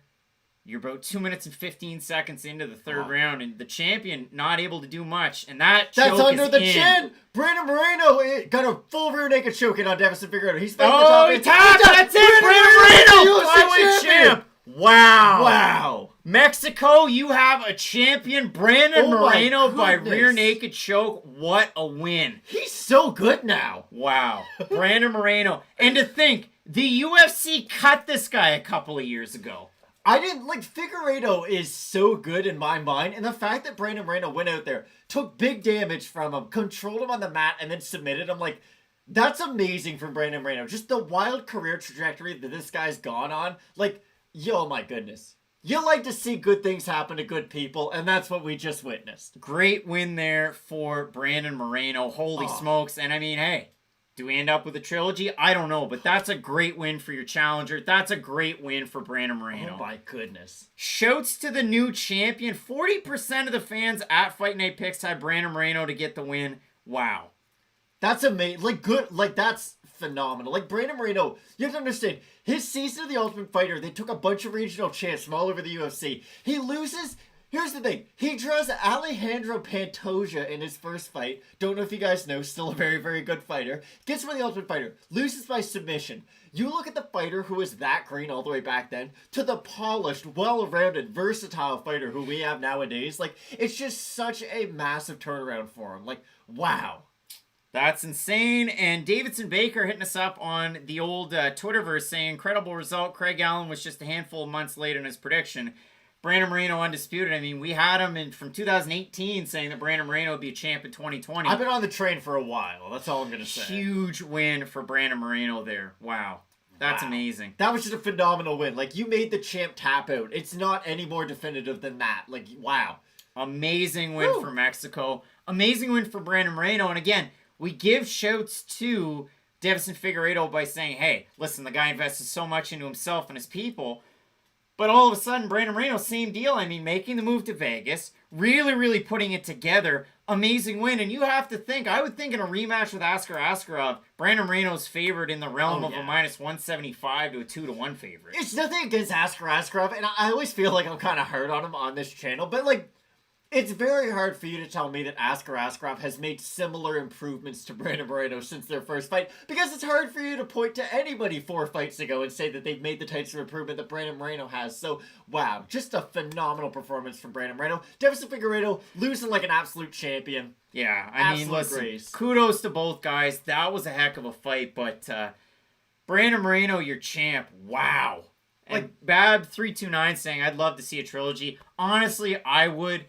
Do you throw Askarov in there and then give Figueiredo the next fight? But listen, that was a great fight. Isn't it weird how, like, being mean isn't as good as making Legos in a pre-fight build-up?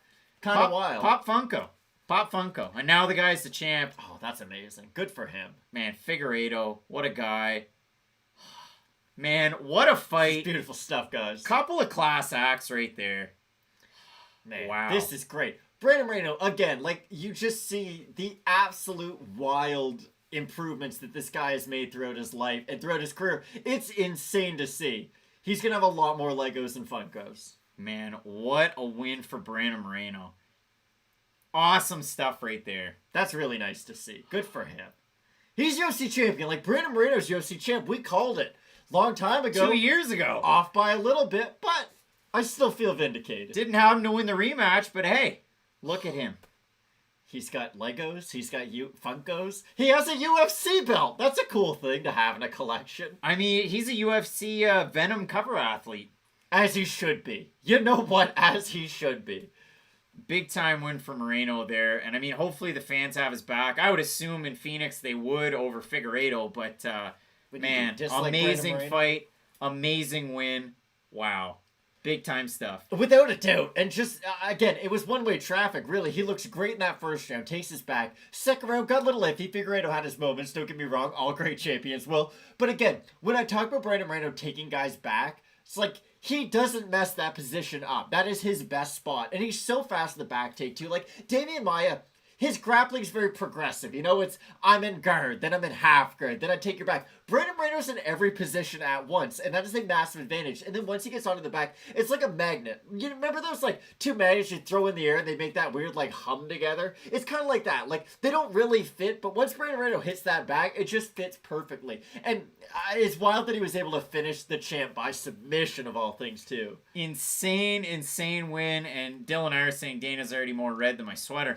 I would think this is a huge opportunity now because thrilled. Listen, we've had Brazilian champions, and no disrespect to Figueiredo, but a champion from Mexico in the UFC, that's huge. I mean, we've seen Irene Aldana have a lot of success. We've seen Alexa Grasso have a lot of success. Yair Rodriguez has a big fight with Max Holloway coming up, but for Deiveson and for Brandon Moreno, I mean, man, Brandon Moreno's the guy right now. That's huge. In a world where everyone wants to be gangster, Brandon Moreno's the most gangster, and he's just like a nice guy about it. And listen, sometimes when the UFC gives up on you, you can go on an absolute FU tour, like Exactly. Brandon Moreno has, or like Brendan Loughnane has. It's something about Brandons and Brendans, but not Brendan Schaub. But it's something about guys like this. Man, shouts to this guy.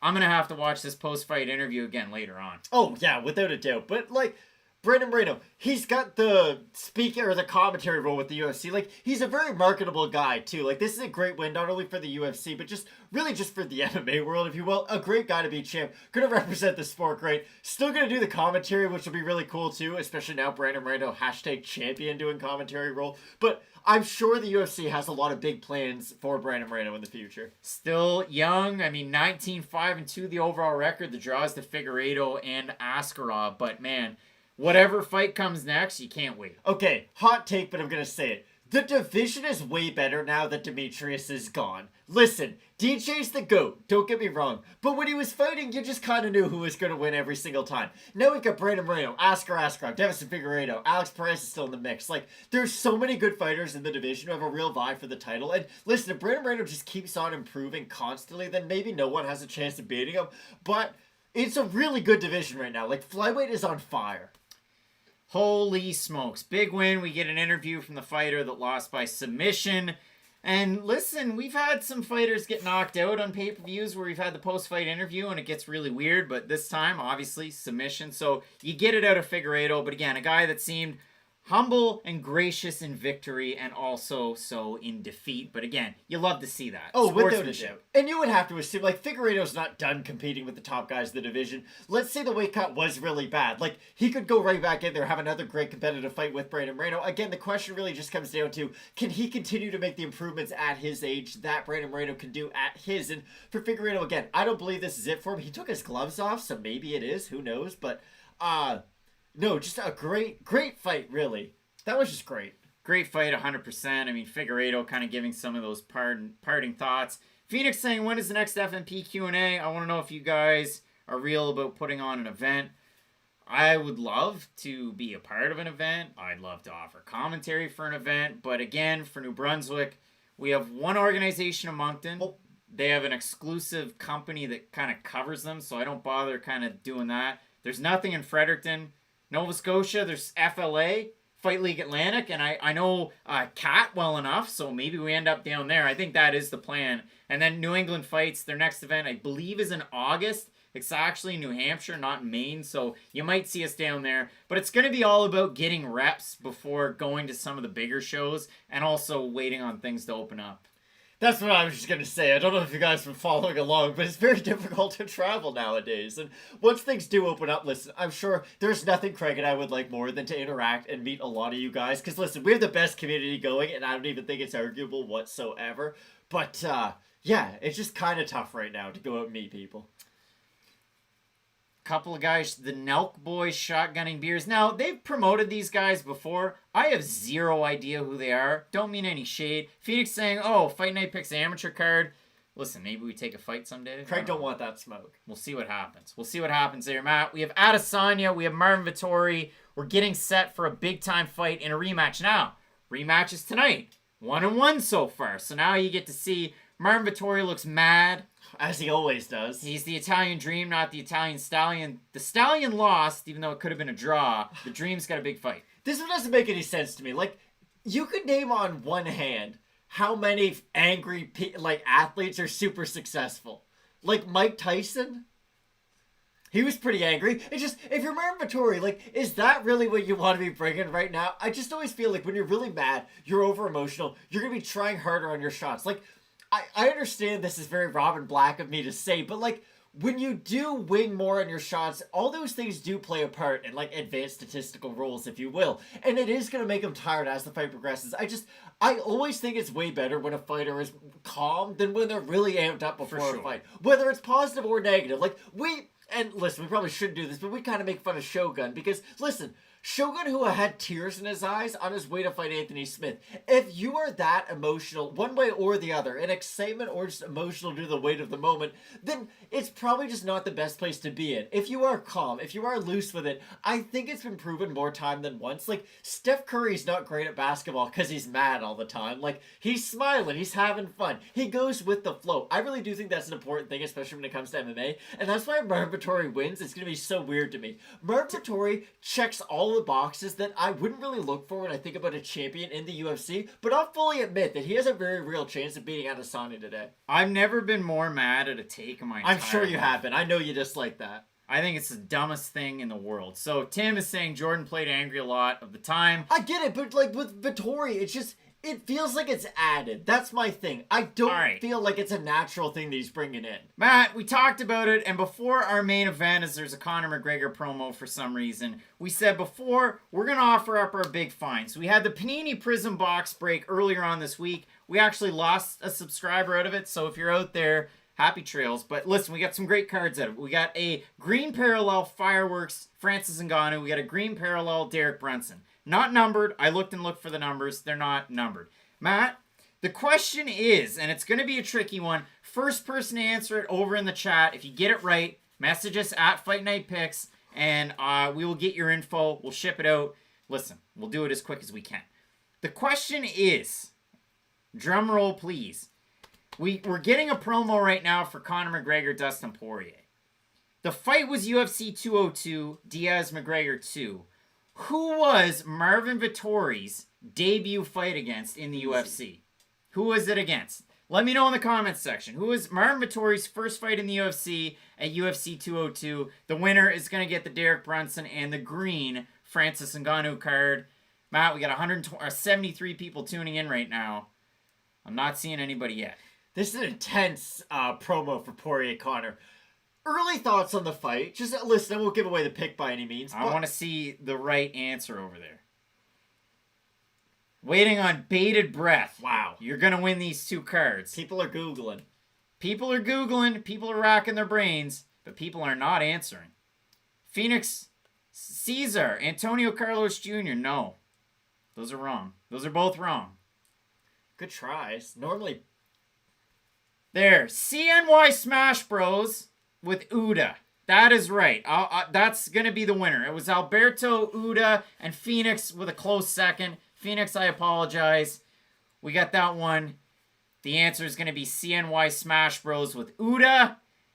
We're going to go with that. So CNY Smash Bros. Hit us up at Fight Night Picks over on Instagram. We'll get your info. We'll get it after the fight. And yeah, come Monday morning, these will be in the mail for you. Arthur Arden is saying there... whom do you guys pick? We were split on this one. I went with Vettori. You went with Adesanya. But again, Matt, at Fight Night Picks over on Instagram, this one wasn't overly close. Usually the votes pretty well get it. So yeah, if I have a look over there, 80% Adesanya, 20% Vettori. Vettori was over a plus 200 underdog. Like, it is a bit of a stab, but to me, I like the advancements that I've seen in Vettori's game, and playing that game that I talked about earlier but didn't actually play with for most of the card. He's so much of an underdog that I think he has enough of a chance. I'm going to go for him. This is the problem with Marvin Vettori. Or I guess this is the advantage I see Adesanya having. I like the fact that he lost to Jan Blachowicz, who stylistically is a more developed striking version of Marvin Vettori. I don't think Jan has the wrestling that Vettori does, or at least he's not as dedicated to the wrestling. I think that's probably a better way of saying it. But when I think about Jan Blachowicz, I don't really think this is a controversial take. Jan Blachowicz, a better striker than Marvin Vettori, a much more technical striker than Marvin Vettori. I think that Adesanya was humbled by that loss to Blachowicz, and the fact that if Adesanya was just coming into this fight after beating Marvin Vettori, then I'd be like, okay, maybe he's underestimating Vettori, but I do feel like him coming off a loss, he's really going to try to show that, like, hey, I've got to go out there and really prove a point in this performance, and it's been a wild card up until this point, so I do feel like Adesanya feels the pressure of, like, hey, I'm headlining this card. So we got to hit up the chat over there. Jack O'Shea saying you guys should have at least 100,000 subs, best UFC analysis in the game. Love from Minnesota. Matt, the push for tonight was for 25,000. We're at 24,849 right now. So close. Apparently the goal is not going to happen tonight. Apparently there were too many sleeping. But I know there's people out there that aren't subscribed already. You got to help the boys out. Because once we get over 25,000, we're going to be able to just pump it. We got to work those numbers. We got to work it. And it's with people like you. So we really do appreciate everybody that's tuned in. But Matt, again, getting ready for our third of the rematches. You got Vettori, you got Adesanya. You know who has the wrestling advantage. You know who has the striking advantage. They're going to show you some striking highlights of Marvin Vettori. But that doesn't matter. That doesn't play into this one. Could he get a lucky shot? Maybe. Stranger things have happened. I mean, Terrence McKinney landed an awesome couple of ones against Matt Frivola, who just wasn't expecting it, I guess.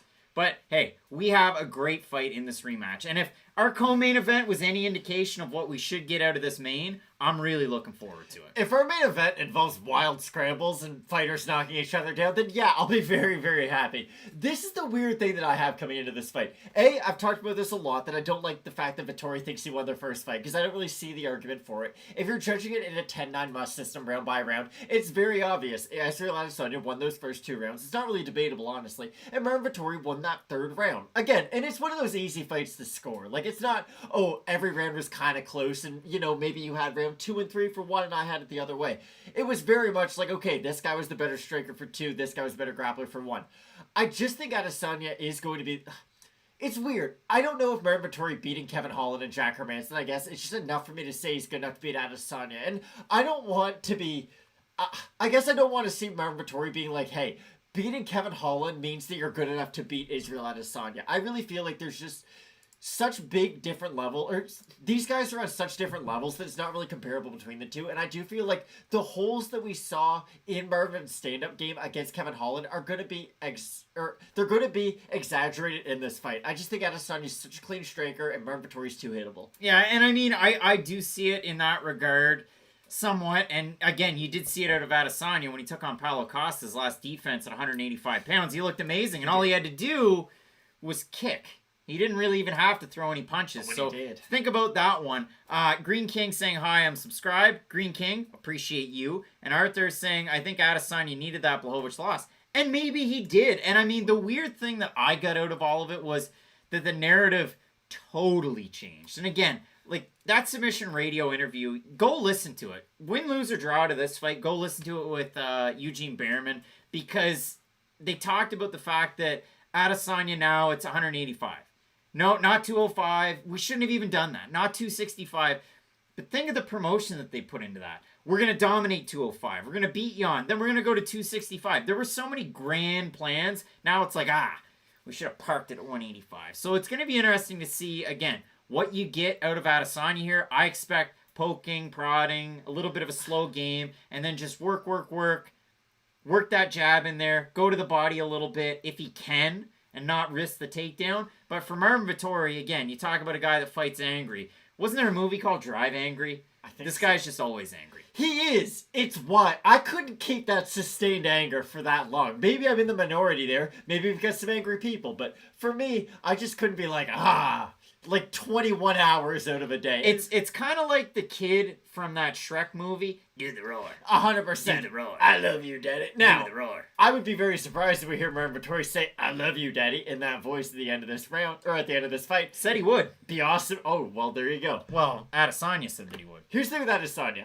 If Adesanya can get those leg kicks going like he did against Costa, I don't see this fight being competitive. Like, that's my problem. Is Marvin Vettori that much better at striking, or that much better than Paulo Costa? I guess they're very different, I should say, and it is hard to compare the two. But I think that if Costa can't move forward on a guy like Adesanya due to the feints, I find it very hard to see Marvin Vettori moving forward consistently on Adesanya without at least feigning with the takedown. And for me, I think Adesanya's just going to be too far away to really worry about that takedown to begin with. Yeah, and I mean, listen, this should be a great one. I'm really looking forward to it. I mean, hey, we talk about rematches and how much we enjoy them. This is another one that I believe is warranted. Again, obviously, you would have liked to have seen Robert Whittaker in this spot in another rematch. And I think the second fight between Adesanya and Whittaker, A, it's inevitable. But B, I think the second fight will be a lot closer than the first one. But this is another one where both guys were early on. Now, Vettori had been in the UFC for just about 2 years. Adesanya was very early on in his career. And it's funny because you talk about Adesanya, he's going to struggle against wrestlers, but he's mostly fought wrestlers or guys that can wrestle quite well. And he's totally outstruck them. Now, again, you talked about it. Round number 1 against Vettori wasn't overly competitive. It was Adesanya. Round number 2, Adesanya. Round number 3, Vettori gets the takedown, holds position, Doesn't really do a lot with it. Wins the round. But now you have to contend with 4 and 5 if we make it there. And that's the big thing. Like, I don't think Vettori can take enough advantage of the takedowns if he is able to get them. Like, he's got decent ground and pound. He's got good submissions. Don't get me wrong. He's not a scrub when it comes to grappling by any means. He's tremendous at it. I just don't look at Marvin Vettori as a guy who it's like, okay, the second he gets you to the mat, he's going to automatically damage you to the point where you're a diminished version of yourself. He will use it as a bit of a resting place. Now, he can still win rounds that way. That's probably good. That's probably how he will utilize that position. But it's still a position that he has the advantage in over Izzy. It's going to be interesting. I mean, Bab is saying, hey, you guys!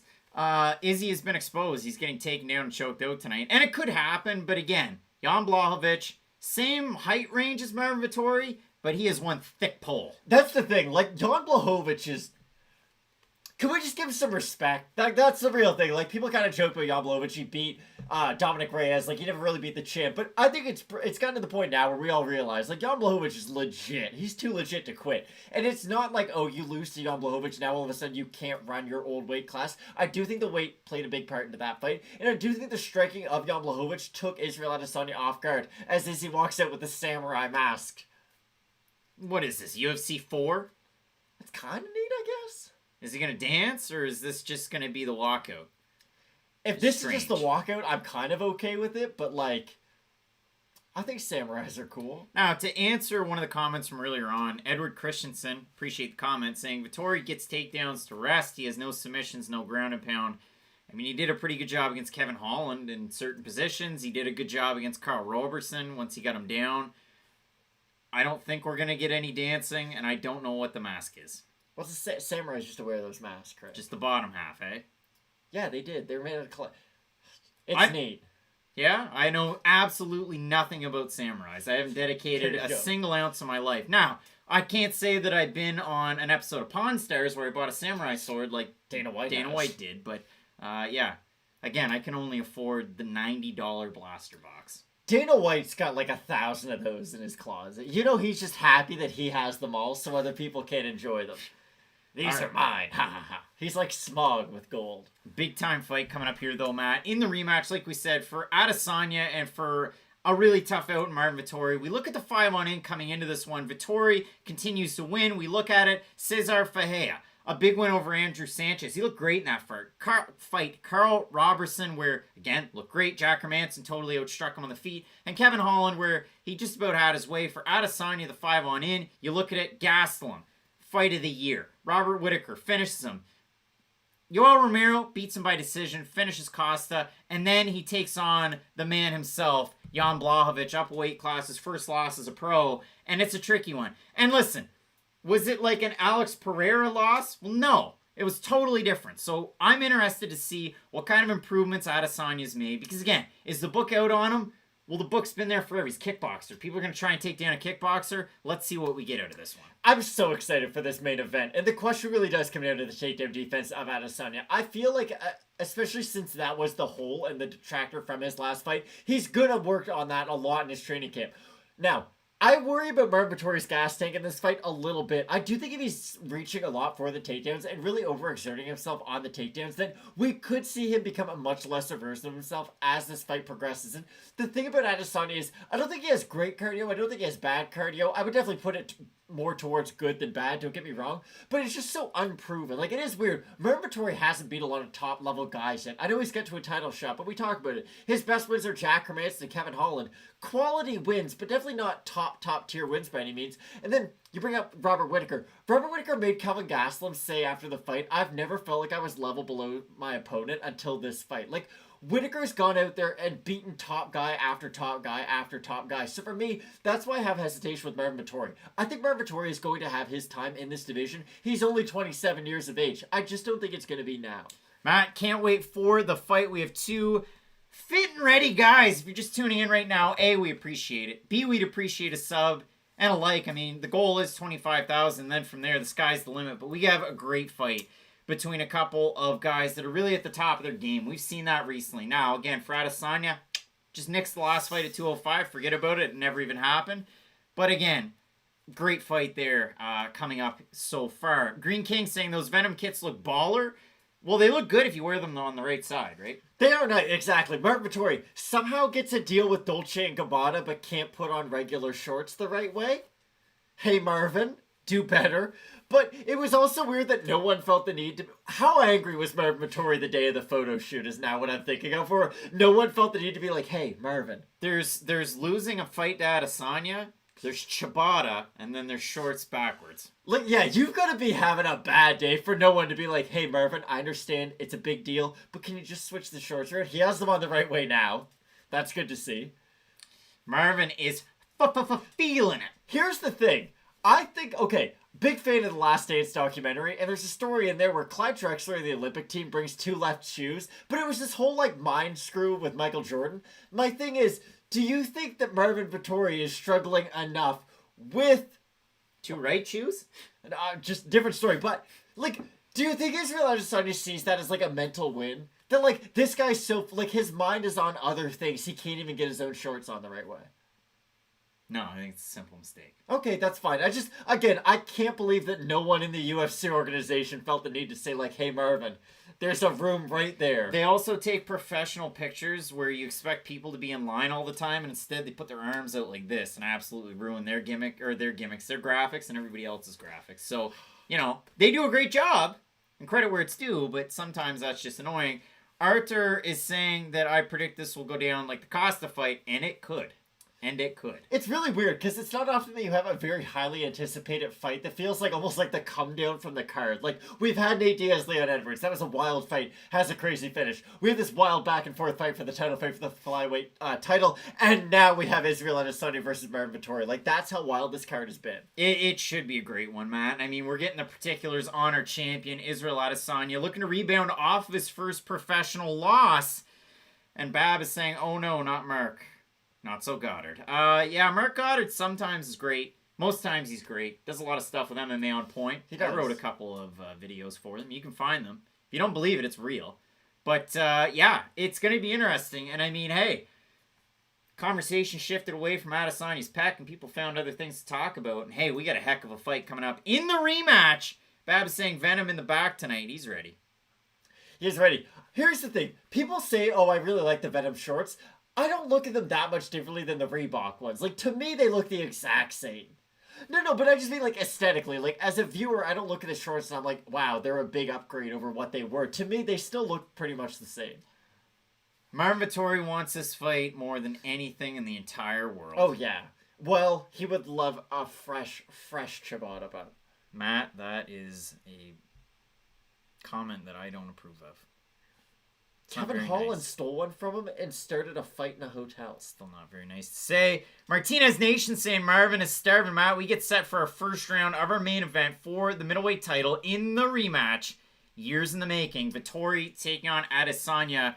And you have Marvin coming out here in southpaw, as he always does. Adesanya faking with kicks like we've seen. It's always really fun when two fighters fight early in their careers, and then they kind of develop afterwards and then have a rematch later on down the road. But I never really looked at Adesanya versus Marvin Vettori back at the time and thought, oh wow, these guys are going to go on to later on fight for the title. Good investment in those prodding leg kicks that we've seen so far from Adesanya. And again, he's landed 3 or 4 so far. And if you go by the Joe Rogan School of Commentary, 3 or 4, that's all it takes, and then you're going to start to notice a little bit of a difference. But you can see that that's the game plan and the investment that Adesanya wants to make to switch Vettori out of southpaw, where you have to worry about that long piston of a left hand. Exactly. And that's the thing for Vettori. Like, that left straight does have decent power behind it. I know I knocked Vettori because he doesn't have a lot of finished wins, but just the overall pressure is going to get to a lot of guys. And if he lands clean shots up against the cage, like, you're going to go down. He probably weighs well over 200 pounds right now. We got about a minute into our first round so far. Both guys really just trying to feel it out. Again, like we said, you got those leg kicks from Adesanya. Now you have some from Vettori of his own. Yeah, Vettori's starting to open up with the kicks too, but you can obviously see just how much more dynamic, I guess, is the kicking game of Adesanya. When Vettori throws them, there's a big wind-up to his kicks, whereas Adesanya just throws them fast. Minute and 15 seconds into the fight, Marvin Vettori catches a kick and takes Adesanya down. Great takedown so far for Vettori, and that's the thing. You got to stay active. You got to keep him on his back. You can't just be in open space with a guy like Adesanya.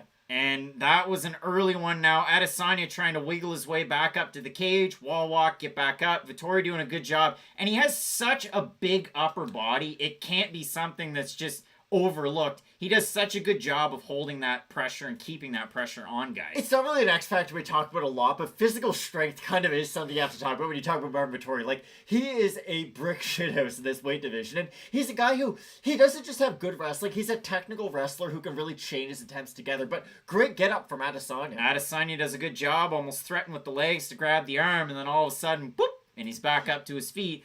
About, 2 minutes and 10 seconds into the first round. And it's weird that a primary kickboxer uses so many submissions to really work his get-ups. Because even go back to the Gastelum fight, like, he used the submission to then get back up to his feet. And even in the Brad Riddell fight, we saw him working his own takedown. Good example. City Kickboxing, Frank Hickman doing a great job in their fights tonight. Without a doubt. And here's the thing that I really dislike. When a fighter loses, all of a sudden their gym completely gets discredited. Like, there were so many question marks about Eugene afterwards when Adesanya lost. Like, one bad performance doesn't completely take away from all the positives that gym's done throughout that fighter's career. Like, it's wild that people just throw a guy to the side like that. Adesanya back at it with the leg kicks, about 2:10 remaining in the round.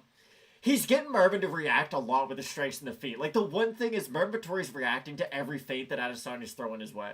About 2 minutes remaining in the round. Adesanya on the outside, but again, he can work here. Much more polished striker. Hands nice and low. And for Adesanya, the big takeaway is I got back up after I got taken down. Like, that's the massive, or I guess, positive he can take from this round. About 1:45 remaining in the round. Adesanya keeping his hands out. You gotta watch out for that in this day and age. You definitely do. You don't want an eye poke similar Nice to Bilal uppercut Muhammad, Leon Edwards. But again, for Adesanya, this the pro. Oh wow, that was some nice head movement, honestly. Marvin tapping on a couple. But the thing was, none of them caught him clean. Like, Izzy at least moved with the ones that did connect. But like you had said, it's good that Marvin's the one on the offensive and not being defensive. Good job checking a leg kick. Nice left hand there from Vettori. Yeah, Marvin Vettori, great first round so far from him. 1:15 remaining. Nice combination from Adesanya. Interesting first round so far. We've seen the pressure have really good results for Marvin Vettori, but again, when Adesanya does put his combinations together, he's definitely landing. Adesanya moved forward. We got about a minute remaining in the first round. Vettori looks to block that head kick, does a great job. And when Izzy's way out on this range, when he's at his kicking range, it's just so hard for Marvin Vettori to really reach him. Nice shot against the body there from Vettori. Eats a leg kick hard. When Adesanya's up against the cage, it really limits his movement a lot. I'd like to see him try to get this out into the middle of the cage more. Shovel hook Good lands. shots there. He landed some clean shots on Vettori there. Really good job here so far from Adesanya. Exactly, and it's been weird because Vittori's had success, really reached with that shot. Adesanya, you can tell he's definitely gotten more confident as this first round's progressed. I would say it was all Marvin Vettori early, but these last 2 minutes, Adesanya's opened up a lot with his striking. Good leg kick there from Vettori, looking to land that left hand, really try and put a statement on the end of the round. And for Vettori, kind of surprised he hasn't gone for any more takedowns. In the striking, he hasn't had a lot of success. Yes, he tried to throw some flurries, but never really landed anything clean, whereas Adesanya, he at least is setting up his strikes. To me, so far as we approach the end, really nice left hand. And so at the end of the first round, you have a look at it. We'll get into the numbers on that one. You get 18 total strikes for Adesanya. You get 19 for the challenger, who's going to get some ice on his lead leg. Oh, it doesn't hurt. It definitely hurts. Yeah, you could tell the second they put the ice on there was like a little like, ugh, from Marvin Vettori. And that's really going to be the key to this fight. Like, if those leg kicks start to accumulate on Marvin Vettori, we know what happens when leg kicks accumulate on Adesanya's opponents. If you start to lose some of your movement, he will start to pick away at you. I mean, so far through the first round, I'm going with a 10-9 for Adesanya. Again, great catch of the kick, good job by Marvin, and a great get up from Adesanya after that. Honestly, you could score that round either way. Like, if you wanted to give it to Vettori, I probably couldn't argue against it. If you wanted to give it to Adesanya, same way. I guess I'll agree with you. Honestly, I was kind of siding with Marvin Vettori, but again, that was... split, have fun with it. Exactly. That was as close of a first round as you can get. Both guys had good success, but I would say Adesanya's in the better position moving forward because he invested in those leg kicks. All right, Matt, getting set for the second round between these two guys. You got Vettori, you have Adesanya. Both guys doing work. Second of 5 possible rounds in a title fight. Vettori started to miss really big at the end of that round, and that's a big problem. If he does start to lunge on his shots, if he is using a lot of his power to try to get Adesanya out of there, he's going to get tired even faster. Once he eats another leg kick, the trouble is those combinations are going to come easier and easier for Adesanya, who just continues to land, work side to side, make it difficult for Vettori to do much of anything. And his movement's so good from left to right, and that's the thing with Adesanya. It's not just from one stance or the other. He can fight from orthodox and southpaw. Are you surprised, and it's still early in the fight, but are you surprised that Vettori hasn't started to lunge for some of these takedowns? Oh, a little bit, but he did have good success there throwing some strikes up against the cage. The only problem is when Vettori lands, it is that one shot, and then he'll kind of wait, and then he'll throw some more afterwards. Adesanya's rolling with the shots a little bit better, but I would say Marvin Vettori's still landing good shots. About 50 seconds into the first round, great back and forth so far, but again, Marvin heavy on that lead leg, starting to cause him a little bit of issues. Look for the wobble as the round goes on. And that's the one thing about Marvin Vettori. He's not as dynamic as Adesanya where he can fight from both stances. He doesn't really play much in the orthodox, and that's what does concern me. If that right leg keeps on getting eaten up, there's not a plan B for Vettori. He doesn't have a decent orthodox combo that I'm comfortable with him going to. He's really just a southpaw fighter at the end of the day. Yeah, that's definitely true. Minute 20 seconds Another in. one. Yeah, absolutely no answer for that low leg kick there. Vettori going for a takedown, Deep and you had takedown. Adesanya whiff on a shot. But this is the thing, like Vettori's takedowns, they're coming from a little bit further away. His strikes are coming from a little bit further away. Yes, he is having success, but I would still say this fight is going in the direction of Adesanya. Elbows enough to try and change the pace here, Sound but like not Joe so Rogan. much. And for Vettori, like, you've got to stay dedicated to this takedown attempt. The leg kicks are really starting to eat him up at range, so he's going to try something different. Had the hands locked behind the back, Adesanya gets out of it. Yeah, that was really nice takedown defense from Adesanya. He was starting to get a little comfortable, I felt like, in some of those positions, but I really feel like him defending that takedown really helped the momentum shift into his favor. We've seen the right hand shovel work for Adesanya from range. He misses on one there, but it has been there, and there has been a home for it for sure. To me, it really feels like he's trying to get Marvin to walk into one of his big shots, trying to eat his power. Listen, you don't need us to tell you. Marvin Vettori's got a great chin. He can eat clean shots, and I don't doubt he can eat clean shots from Adesanya, but if he meets him halfway and walks into a hook, I don't think there's many people alive who could eat a big shot like that. It's going to be a bad spot there. And again, you talk about those lead leg kicks for Adesanya. Now he's starting to work at top bottom. And a great point by Chase Brown saying, is he getting buzzy? Exactly, and that's the thing. There's so much to think about when you're fighting a guy like Adesanya. Switches stance, ends up close to the camera well. We get a little bit of a lag there in our Little bit feed. of a lag. Now we're going to be behind. Not terrible technical difficulties, but we've had a few lags tonight. A little bit weird on the UFC pay-per-view view. But yeah, 2 minutes and 10 seconds remaining in the round or thereabouts. Now you get an idea of where we're at. We're about 7 seconds now lagging. So what I'll do, I'll get rid of the timer. We'll just keep you informed as we continue on. 2 minutes remaining in our second round. There you go. And yeah, as the fights progress, Adesanya's been able to open up a lot more on the feet, but this is the problem. Like, him just doing head movement isn't winning the round. It's great that you're making your opponent miss, but at a certain point, you do have to be offensive with your own shots. Evan's saying this is not a standard Izzy counter fight, though. No, and I mean, Vettori's had some success. Oh, he has without a doubt. And that's the thing. Robert Whittaker's got to be watching this with at least a little bit of confidence right now. Like, he's pretty good at takedowns. He's a great striker. I feel like that rematch is going to be a lot more competitive than we saw the first time around. Minute 34 seconds remaining. Really nice leg kick there from Adesanya. And it's only the second round, and he has this much water in the basement. Like, the fight's just going to continue to progress his way, unless Vettori can check one of those. 123 remaining in the round, and again, Vettori trying to close the gap, chase. Lands a couple of nice jabs, but that's about it. And that's the thing, just him throwing 2 jabs in the left straight and flurrying a little bit with his shoulders square isn't going to be enough to get a guy like Adesanya out of there. He needs more of this. He needs more of the takedown attempt. About a minute 5 seconds remaining, and again, once he gets his hands wrapped, Adesanya's base is just so wide that it's hard to really kind of work the takedown. And that's the thing, we talk about some of the physical advantages, if you will, that Marvin Vettori has just by his build. Like, Adesanya is massive frame-wise for this division. His legs, and like you had mentioned, the frame that he can kind of make out on the cage is really hard to take him down up against there. Just 45 seconds remaining in our second round. We'll pop the timer back up in the third. Interesting fight so far because Vettori's definitely had the forward pressure, but I would say Adesanya's landed the more damaging shots out of the two. For sure. You get the round 2 significant strikes. Adesanya up by about a 10-point margin. 30 seconds left in the round. He's looking for that high kick. He's getting close. Yeah, Vettori now has to worry about the leg kick that's low, the head kick that's high. It all depends on the stance. He's making Vettori think a lot right now. It's going to be really interesting to see what we get in our third and again our fourth, because we saw it in the first fight. Adesanya won the first 2 easy. Third round went to Vettori as we get moving. Exactly. For Marvin, he's going to need a takedown to win this fight. I really don't expect he's going to be able to beat Adesanya just by standing on the feet with him like this. He's been able to mix it into a certain degree, but the fact that he hasn't been able to really compete or complete any and get damage or control time off, it's going to be really disheartening for him.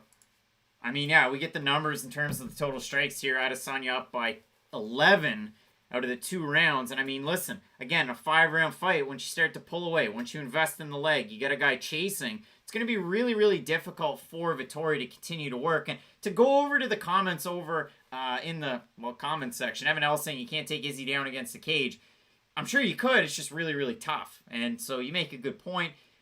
John saying, and his striking isn't good enough for him to use it as a fake to get the takedown. I mean, he was going jab, jab to make Adesanya come up, to work to go low, but because that base is so wide, it's just too difficult to work that double leg. For Adesanya, I'm expecting him to open up a lot more with his striking in this round, especially if he is dedicated to the leg kick. Like, Marvin Vettori already has a decent reaction to it every time you're landing. If you just keep on landing more, that reaction is going to get bigger and bigger and bigger as this fight progresses.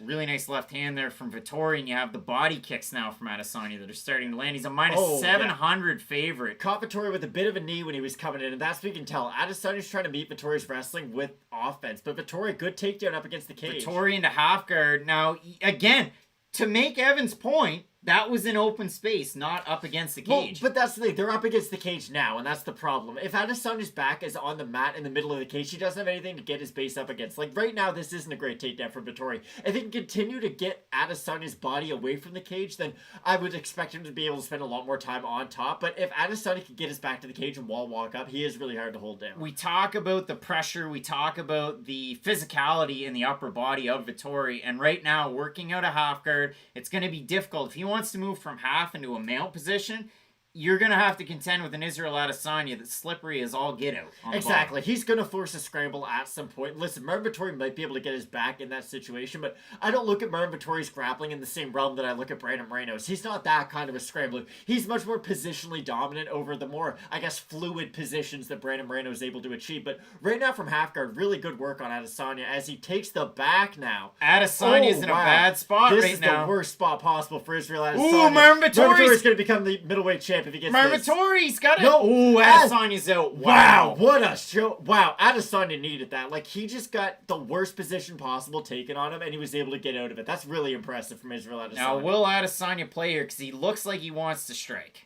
And listen, he might be able to get some ground and pound off, because that's the thing with Marvin Vettori. With his very physical strength, I guess, requirement of grappling, he's not as good off of his back. Like, he really needs that top position to be great with his grappling. But still, with Vettori Adesanya, going for a heel hook. Exactly. I wouldn't mess around with the grappling at all. He's grabbing it. No, he doesn't. He's not going to get it, but he's going to... again, exactly. He's going to force more scrambles. Yeah, we had an eye poke there from Adesanya towards Vettori. That's going to end the timer, and it ends at 2:53. Yikes. This has been a heck of a round. So high drama right here. Big drama show, as Gennady Golovkin would say. You got to call your own eye pokes in certain circumstances. That's just one of those ones. Call your own fouls. Sometimes you're on the streets. Let's have a look at the replay, get an idea. Ooh, that's a bad one. Got him. Marvin Vettori seems fine, though. Anger can get him through anything. If we've learned anything. But for Vettori, that's what he needed. He needed a successful takedown with control time. The only issue is that he didn't get a lot of control time. There's still 3 minutes left in this round. Round's getting going. Once more, we're at about 2 minutes and 40 seconds remaining in this third round. And again, I talked about it. That right hand for Adesanya to pop up there. Doing a great job of it. Really nice leg kick as well. He's really focusing a lot on that shovel hook, and it is landing quite a bit on Vettori. There's not a lot of power behind it. It's just the accuracy of the technique that was landing every single time. And he landed another really nice leg kick after that shot. Those are the things he has to invest in. For Vettori, I mean, we're into the second half of the third round. Gonna have to get a little bit busier. I know he had the position earlier on, but when Adesanya scores some of these big blows, it gets a reaction as he misses with a head kick. It's just really hard for Exactly. It's hard for Marvin Vettori to get these back. Like, Israel Adesanya pulls out to such a big advantage on the feet where just the one takedown with a little bit of control time for Vettori isn't enough for him to win the round. Vettori did land a nice stiff jab, minute 54 remaining in the round. Again, once he has Adesanya behind the black lines, it is a little bit easier. He doesn't have as many of those leg kicks coming at him, but into open space, he's starting to get teed off on. I'm only saying this because this is the exact thing that happened in Poirier versus McGregor, but every time Adesanya dips off to his right to land that shovel hook, he's open for a check right hook every time. Like, his left hand is down by his waist. Marvin Vettori, I don't think is the level of striker to take advantage of that, but that is an opening in this fight. Question mark kick from Israel Adesanya. Maybe he's a fan of the show. I don't know. He should be. Minute and 20 seconds remaining in our third round. Vettori gets old laid. And for Vettori, he is getting a little sloppy when he's moving forward. He's not staying crisp behind his technique, similar to what we saw in the Jack Hermanson fight. I do think the leg kick's starting to take a toll on him, and he doesn't have the explosiveness that he did have earlier on in the fight. Moving out of the way of another head kick. He's done a really good job with the head kicks, it has to be said. He has, without a doubt. But if he had spent less time defending head kicks and more time defending leg kicks, I can't help but feel like this fight would be very different. Oh, leg kick drops starting to him hurt down. him now with the leg. We might see a leg kick TKO, which is kind of wild. Knockdown due to a leg kick there for Adesanya, and Vettori's going to have to pour on the gas with 40 seconds remaining in the round. And you can tell Vettori's having a really hard time moving forward now on Adesanya. And yes, he's landing a shot here and there, but they're off balance for Vettori. Like, they're never solid shots where he's moving forward on Adesanya. 100%. 28 seconds remaining in the round. And for Adesanya, it's just going to be more of this. Like, he's going to throw 1,000 leg kicks. Good job there from Vettori backing out of the way of that one. But again, that's one of many. And for Vettori, he can't allow this to make him start taking long takedown attempts. He can't start reaching now. He can't start letting himself be available to get hit by that knee from Adesanya. Less than 10 seconds. You got about 7 remaining in the round. Third round, possible 5. And you got a nut shot with 3 seconds remaining. That's 2 fouls in a round if you're scoring it on your bingo card. I don't think he's going to get a point taken, but that's a bad look. Yeah, I mean, and that's a big point of contention. I don't know if that's something that you get out of a commentary team from the UFC, but is a foul an automatic point deduction? No. It's always at the referee's discretion, but you always hate to see it, not just because of stoppage, but these can have direct consequential effects into a fight. We saw it out of eye pokes recently. I mean, obviously, Bilal Muhammad, Leon Edwards, a whole different story, but we have seen it recently where, I mean, not just Travis Brown, Matt Mitrione. It can take a big effect. This is the issue, though. Eye pokes, I think, are a little bit different than groin strikes. I understand, like, I've been hit in the groin before. It hurts, and you feel like you're going to be sick to your stomach. But you can at least get yourself right enough to where physically you feel the same. An eye poke's different. It's completely hindering your ability to really see. So, for me, I do think you have to kind of take it case by case, but to me, I don't think that was worthy of taking a point. And to me, I don't think the UFC's website's right with stats, because apparently Marvin Vettori skipped ahead in terms of strikes. But yeah, I mean, if you've got it 2-1 Adesanya, or if you've got it 3-0 Adesanya, the champion is the champion for a reason. He's winning this fight so far. Now, Vettori has had some good positions. He had a good spot in the first round. He had a good spot in the third round. But he hasn't really been able to do much with those spots. I mean, again, a lot lighter than Jan Blachowicz was, and for Adesanya moving up, he was, 200.5 pounds in that fight? You have to think even with rehydration, he was at a huge disadvantage. You're 100% right. And even with rehydration, like, he probably just didn't cut weight. That's just probably how much he weighed leading into the fight. And for Blachowicz, he's as big as a light heavyweight can get. Like, Jan Blachowicz would match up physically with a lot of heavyweights. He really would. Like, that's how thick, I guess, for lack of a better term, he is at 205. I think Marvin Vettori, other than the takedowns, like, he's going to have to get Izzy's respect on the feet. If he just keeps on eating leg kicks at distance, like, Izzy's going to keep on doing that for another 10 minutes. All right, Matt, we get ready for our next and 4 of our 5 rounds in this title fight for the middleweight title. Seems like we're a little back and forth over in the comments section on the old illegal strikes, but Marvin Vettori is not having good success. Now he's got to lunge in for the takedown attempts. Adesanya's really starting to open up with his strikes. You can tell Vettori's not the same guy he was in the first round. That's largely due to the calf kicks. Vettori not really able to do much with these positions. And again, you're not going to outstrike the kickboxer. Striking himself into distance, trying to get up against the cage. And even in those positions, with that wide base, it's been tough to go for a takedown. Not the type of guy really in his fights to work for the high crotch for the single. He's more of a work in the clinch to get the double, to get it down to the mat. And even against lesser defenders, sometimes he can have a hard time up against the cage, and we've seen that. He can, and honestly, I'm kind of surprised Adesanya hasn't had more success in the open space, because it's nothing against Marvin Vettori's game, and I understand he's worried about the takedown of Vettori, but Marvin Vettori's stand-up is very basic. Like, it's just, he's a southpaw boxer. He doesn't throw many kicks. He can get a good left, straight, and a jab. I'm kind of surprised Adesanya hasn't been able to land cleanly more often. Little bit over a minute and 10 seconds in, Vettori is working for that double. He's got his hands locked underneath, and I'm surprised he hasn't been able to just drop and dump Adesanya from this. Now he's going full body into it. He's going trip. Adesanya. But again, Adesanya up against the cage. This is how he can get back up to his feet. This is how he can force scrambles. This is a great job for Vettori, and he needs more like this, but the fact that Adesanya was able to explode off the cage just proves my point. Adesanya doing a good job getting right back up to his feet. Now you have Vettori back up to his, and we got 2 minutes. Gee whiz. 3 minutes and 20 seconds remaining in the fourth round. And for Vettori, like, if he could switch stances, that was a while ago. Yeah, really, really bad leg kick again there. Nice for Adesanya. Vettori closing distance, lands a couple of his crashing shots into the clinch.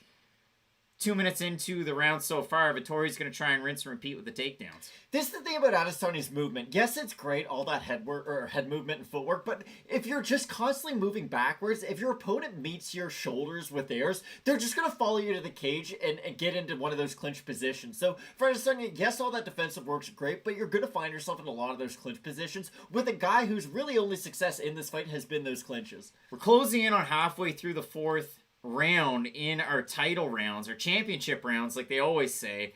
And for Vettori, again, he's trying to pump the jab, he's trying to close the distance, but he's really going to have to do something. Because, again, lands a nice leg kick of his own, but we're about 20 shy of doing any damage. Marvin Vettori, to me, he's a fighter who's fighting not to lose and not to win. And I understand he's behind in the fight, but it's just, I don't know what Marvin Vettori can really do to get Izzy's respect on the feet at this point in the fight. Hit him with a hard left hand, take him down. But he hasn't been able to do that for almost 20 minutes, so I find it hard to believe that all of a sudden he's going to pull that rabbit out of his hat. Vettori getting backed up a little bit. Yeah, John makes a great point. I mean, obviously with the leg that's so compromised, he's not going to be able to have the explosiveness, and he's going to start to get hit even more and more. Now you have an inside leg kick there from Adesanya. Minute and 50 seconds remaining in the round. And again, Adesanya's able to switch it up not only with the stances, but with the kicks, with the punches. It's just so much for Vettori to be thinking about at all times, whereas Adesanya really only has to be concerned about the left straight of Vettori and a few takedown attempts. Yeah, at this point, checking the kicks is not really going to do much. A little bit of an inside leg kick there from Vettori, but minute 30 seconds remaining. For a guy that wants to win the belt, I mean, he's getting teed off on. He's not really providing much in terms of resistance. Exactly. Like, it's really hard to expect to win a fight at distance with Israel Adesanya, just in a pure kickboxing fight. And again, Vettori will have a little bit of success, but Vettori doesn't have the kind of power on his shots where I'm thinking every shot that lands is going to be able to put Adesanya down. Vettori hit him with a really good left hand there. It was probably one of the more meaningful shots of the round, but then after that, you had a bit of a pause between the two guys, and not much after that from Vettori. Especially when I was seeing Adesanya move forward a little bit more. You can tell Vettori doesn't really like the pressure, but he's the one pressuring throughout this fight. About 50 seconds remaining in our fourth round. Vettori going for a single. How about that? Yeah, but he's going to make it into a double up against Cage, probably. And this is the thing. You're not going to take Adesanya down up against the cage. We've seen that. Even when you do, he's going to get right back up to his feet. He wants you to make this a part of your game because it just helps him initiate all those scrambles. 35 seconds remaining in the round. You got a hand free, a little bit of hand fighting, and the right arm of Vettori not really able to grab for much. Most likely the position you're going to see the round end in. Oh, I would assume. And for Adesanya, you're just going to have to expect more of the same out of that fifth round. Stay dedicated to the leg kick. Try to open up maybe a little bit more with your punches, but at this point, Adesanya's probably got the fight in the bag. About 12 seconds remaining in the round. We're going to play possum here. Hang out till it's over. Poor Marvin Vettori. Fans booing, but the trouble for me, when you get fans booing, that's a tap. When you get fans booing, the worst part of it is, if you're the fighter that's on the defensive, you're a part of the problem too. You're the guy with your back up against the cage, and it's cool to have some fun with it. If you're being held up against the cage, that's the other guy being offensive against you. It's a two-person sport. Sometimes that's what they're trying to do to you. Get out of the position. So, Matt, we're coming into a point where we're going into the fifth round. You could have given Vettori 1, but that's about it. Adesanya's either won 4 in a row or 3. This has got to be all Vettori, but with a compromised front leg, he's not going to have any pop on his shots. He's got to work for that takedown wherever it's available, and he's got to keep that top pressure, which is the easiest thing I've ever said, but the hardest thing that could be done. Exactly. That's what he's been trying to do for the last 20 minutes. Again, it's really hard to not just say, wow, we're going to see more of what we've just seen through the last 20 minutes. Marvin's going to try to get the takedown. I don't think he's going to get it, and I think we're just going to see more of Adesanya kind of styling on him at range. Now, Vettori needs to somehow land a strike that gets Adesanya's respect. Even when he lands, it is off balance. He's never putting power behind his shots, and that's the big problem. All right, Matt, we get set for a fifth and final round. Middleweight title. Maybe not the best middleweight title fight we've ever seen, but it's one that we're getting between a couple of guys that are rematching. Now, Adesanya on the back foot again, goes for another head kick, blocked by Vettori 10 seconds in. He's only blocking with one hand, though, and Lyoto Machida proved that you can knock people out if people only block with one hand. Mark Munoz tried to block a head kick with one hand, and he went down. 100%. Marvin working for that takedown. He's going to put all of his might and all of his strength into it, and we'll see if it's going to be successful.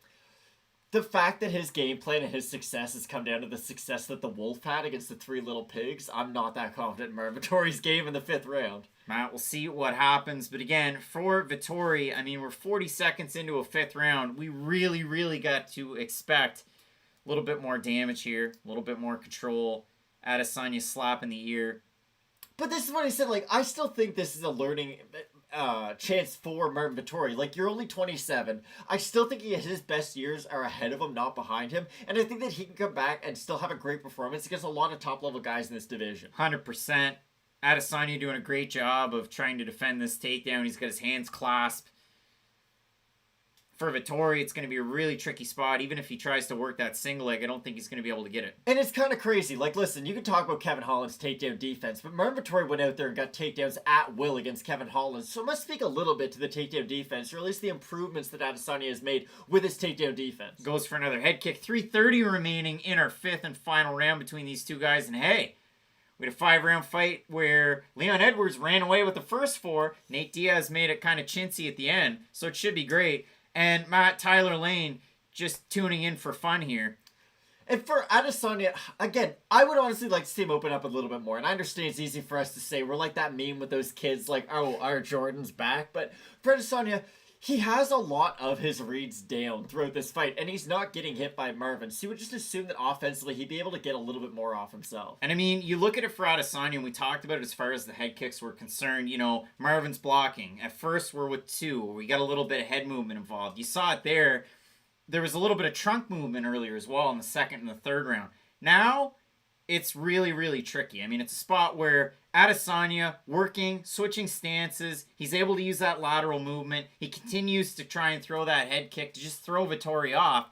We're into the second half now of the 5th and final round. It's going to be really tricky for Vettori to get much of anything on. This is what happens when your best wins are Jack Hermanson and Kevin Holland. Like, it's hard to get a title shot off that, that's all. It's nothing bad on Vettori. Again, he's still a really young guy who has a lot of his career ahead of him. And when you're 27 at middleweight, which is a division normally dominated by guys between like 32 and 35, like, you're really young for the division. I still think Marvin Vettori is going to be a top guy in this division for years to come. Have you been to the States recently? That wasn't very polite. What? That wasn't very nice. Matt, we're about a minute and What was 52 seconds remaining into our 5th and final round. Nice right hand there for what it's worth from Vettori. But again, this 5th round, the countering's not really working for him. The outside game from Adesanya is really doing a number. Vettori, possibly the last opportunity to get Adesanya down. Might be able to get it up against the cage, but the post up there from Adesanya making it difficult. Like, takedown attempts are cool, but that's not what gets the streets talking, you know? Like, you can't win a fight based solely on takedown attempts, and that's really what Marvin Vettori is attempting to do We right saw now. Damien Maya. He was unable to do it. He tried. He tried. did. He gave his best effort. And like you said, at least Marvin keeps going forward, no quitting him. That's true. He is still going forward, but it's not like he's moving forward trying to finish the fight right now. Trying to get it down to the mat, to then get positioned, to then work away. And even when he's in position, as was said before, kind of holds it, lands a couple shots. A lot of people like to see it stood up. I'd love to have an earpiece in right now to hear the Gila River Arena, because I bet there are a lot of boos. Oh yeah, this was not as exciting of a fight as I may have anticipated coming into, but listen, it was a good performance by Israel Adesanya. Like, he went out there, he's the better mixed martial artist than Marvin Vettori. I think he proved that point. Yeah, I mean, he proved that he won the first fight, if anything, right? Yeah, but if there was ever a question, it was only really for Marvin Vettori. Marvin's got 30 seconds left to do something impactful. We'll see if he's able to get anything off, but it has been all Adesanya from round 2 on, depending on how you saw the first. And I saw somebody over in the comment section did have the 3rd for Vettori. Maybe it makes it interesting when we get to a judge's decision, but for me, it's all Adesanya in this one. Yeah, I agree 100%. I do think he did enough to win this fight, but again, it's interesting to see where he goes moving forward. It's probably another rematch for him against Robert Whittaker, though, so that's a very entertaining fight. It's a fight that a lot of people can get excited for, because, again, 2 of what many people would consider more pound-for-pound exciting fighters. But, again, weird fight from Vettori. I think he did enough to prove that he is definitely a top 10 talent, and he can go in there and beat a lot of guys. He didn't put on the type of performance I guess I thought he was going to. I guess I thought he was going to have more top control when he did get the takedowns. So, Matt, overall, at the end of the night, we had some great fights. I mean, our possible picks for fight of the night at the start, what do we have? We had Edward... No, we didn't. we had a really good fight that ended up not even close between Movsar Evloev and Hakeem Dawodu. And then we had Figueiredo Moreno. That was good. While that might not be fight of the night, it was great while it lasted. But Riddell, you have to think it's a fight of the night against Drew Dober. Both guys with great performances. Unfortunate for Dober, it's his second loss in a row. When we're talking about performance bonuses, Terrence McKinney, easy one. I would say he gets one. It would be really hard to not give Brandon Moreno some kind of a reward for what he was able to do in that co-main event. But no, I do agree. I do like the McKinney pick as well. Definitely the 2-1. So, yeah, Savage House is saying who won. I mean, unless somebody wasn't watching and just kind of writing numbers down, Israel Adesanya most likely won that fight, whether you agree with John and you think it's a 4-1. Maybe there's a 3-2. I've got a 5-0 Adesanya. 5-0 or 4-1. It was pretty dominant from Adesanya. It wasn't like he went out there and knocked out Mervin and dropped him every round. But like I said, if the question is who's the better mixed martial artist, we know the answer. It's Adesanya. 100%. Adesanya with the win here, like we expect. Bruce Buffer Vettori 1-3-5. Come on now. Easy. Hey now. I got Vettori 48-47. But why? If Marvin Vettori wins this one, I will eat my hat. I'll be very surprised. Marvin Vettori didn't win this fight. Come on now.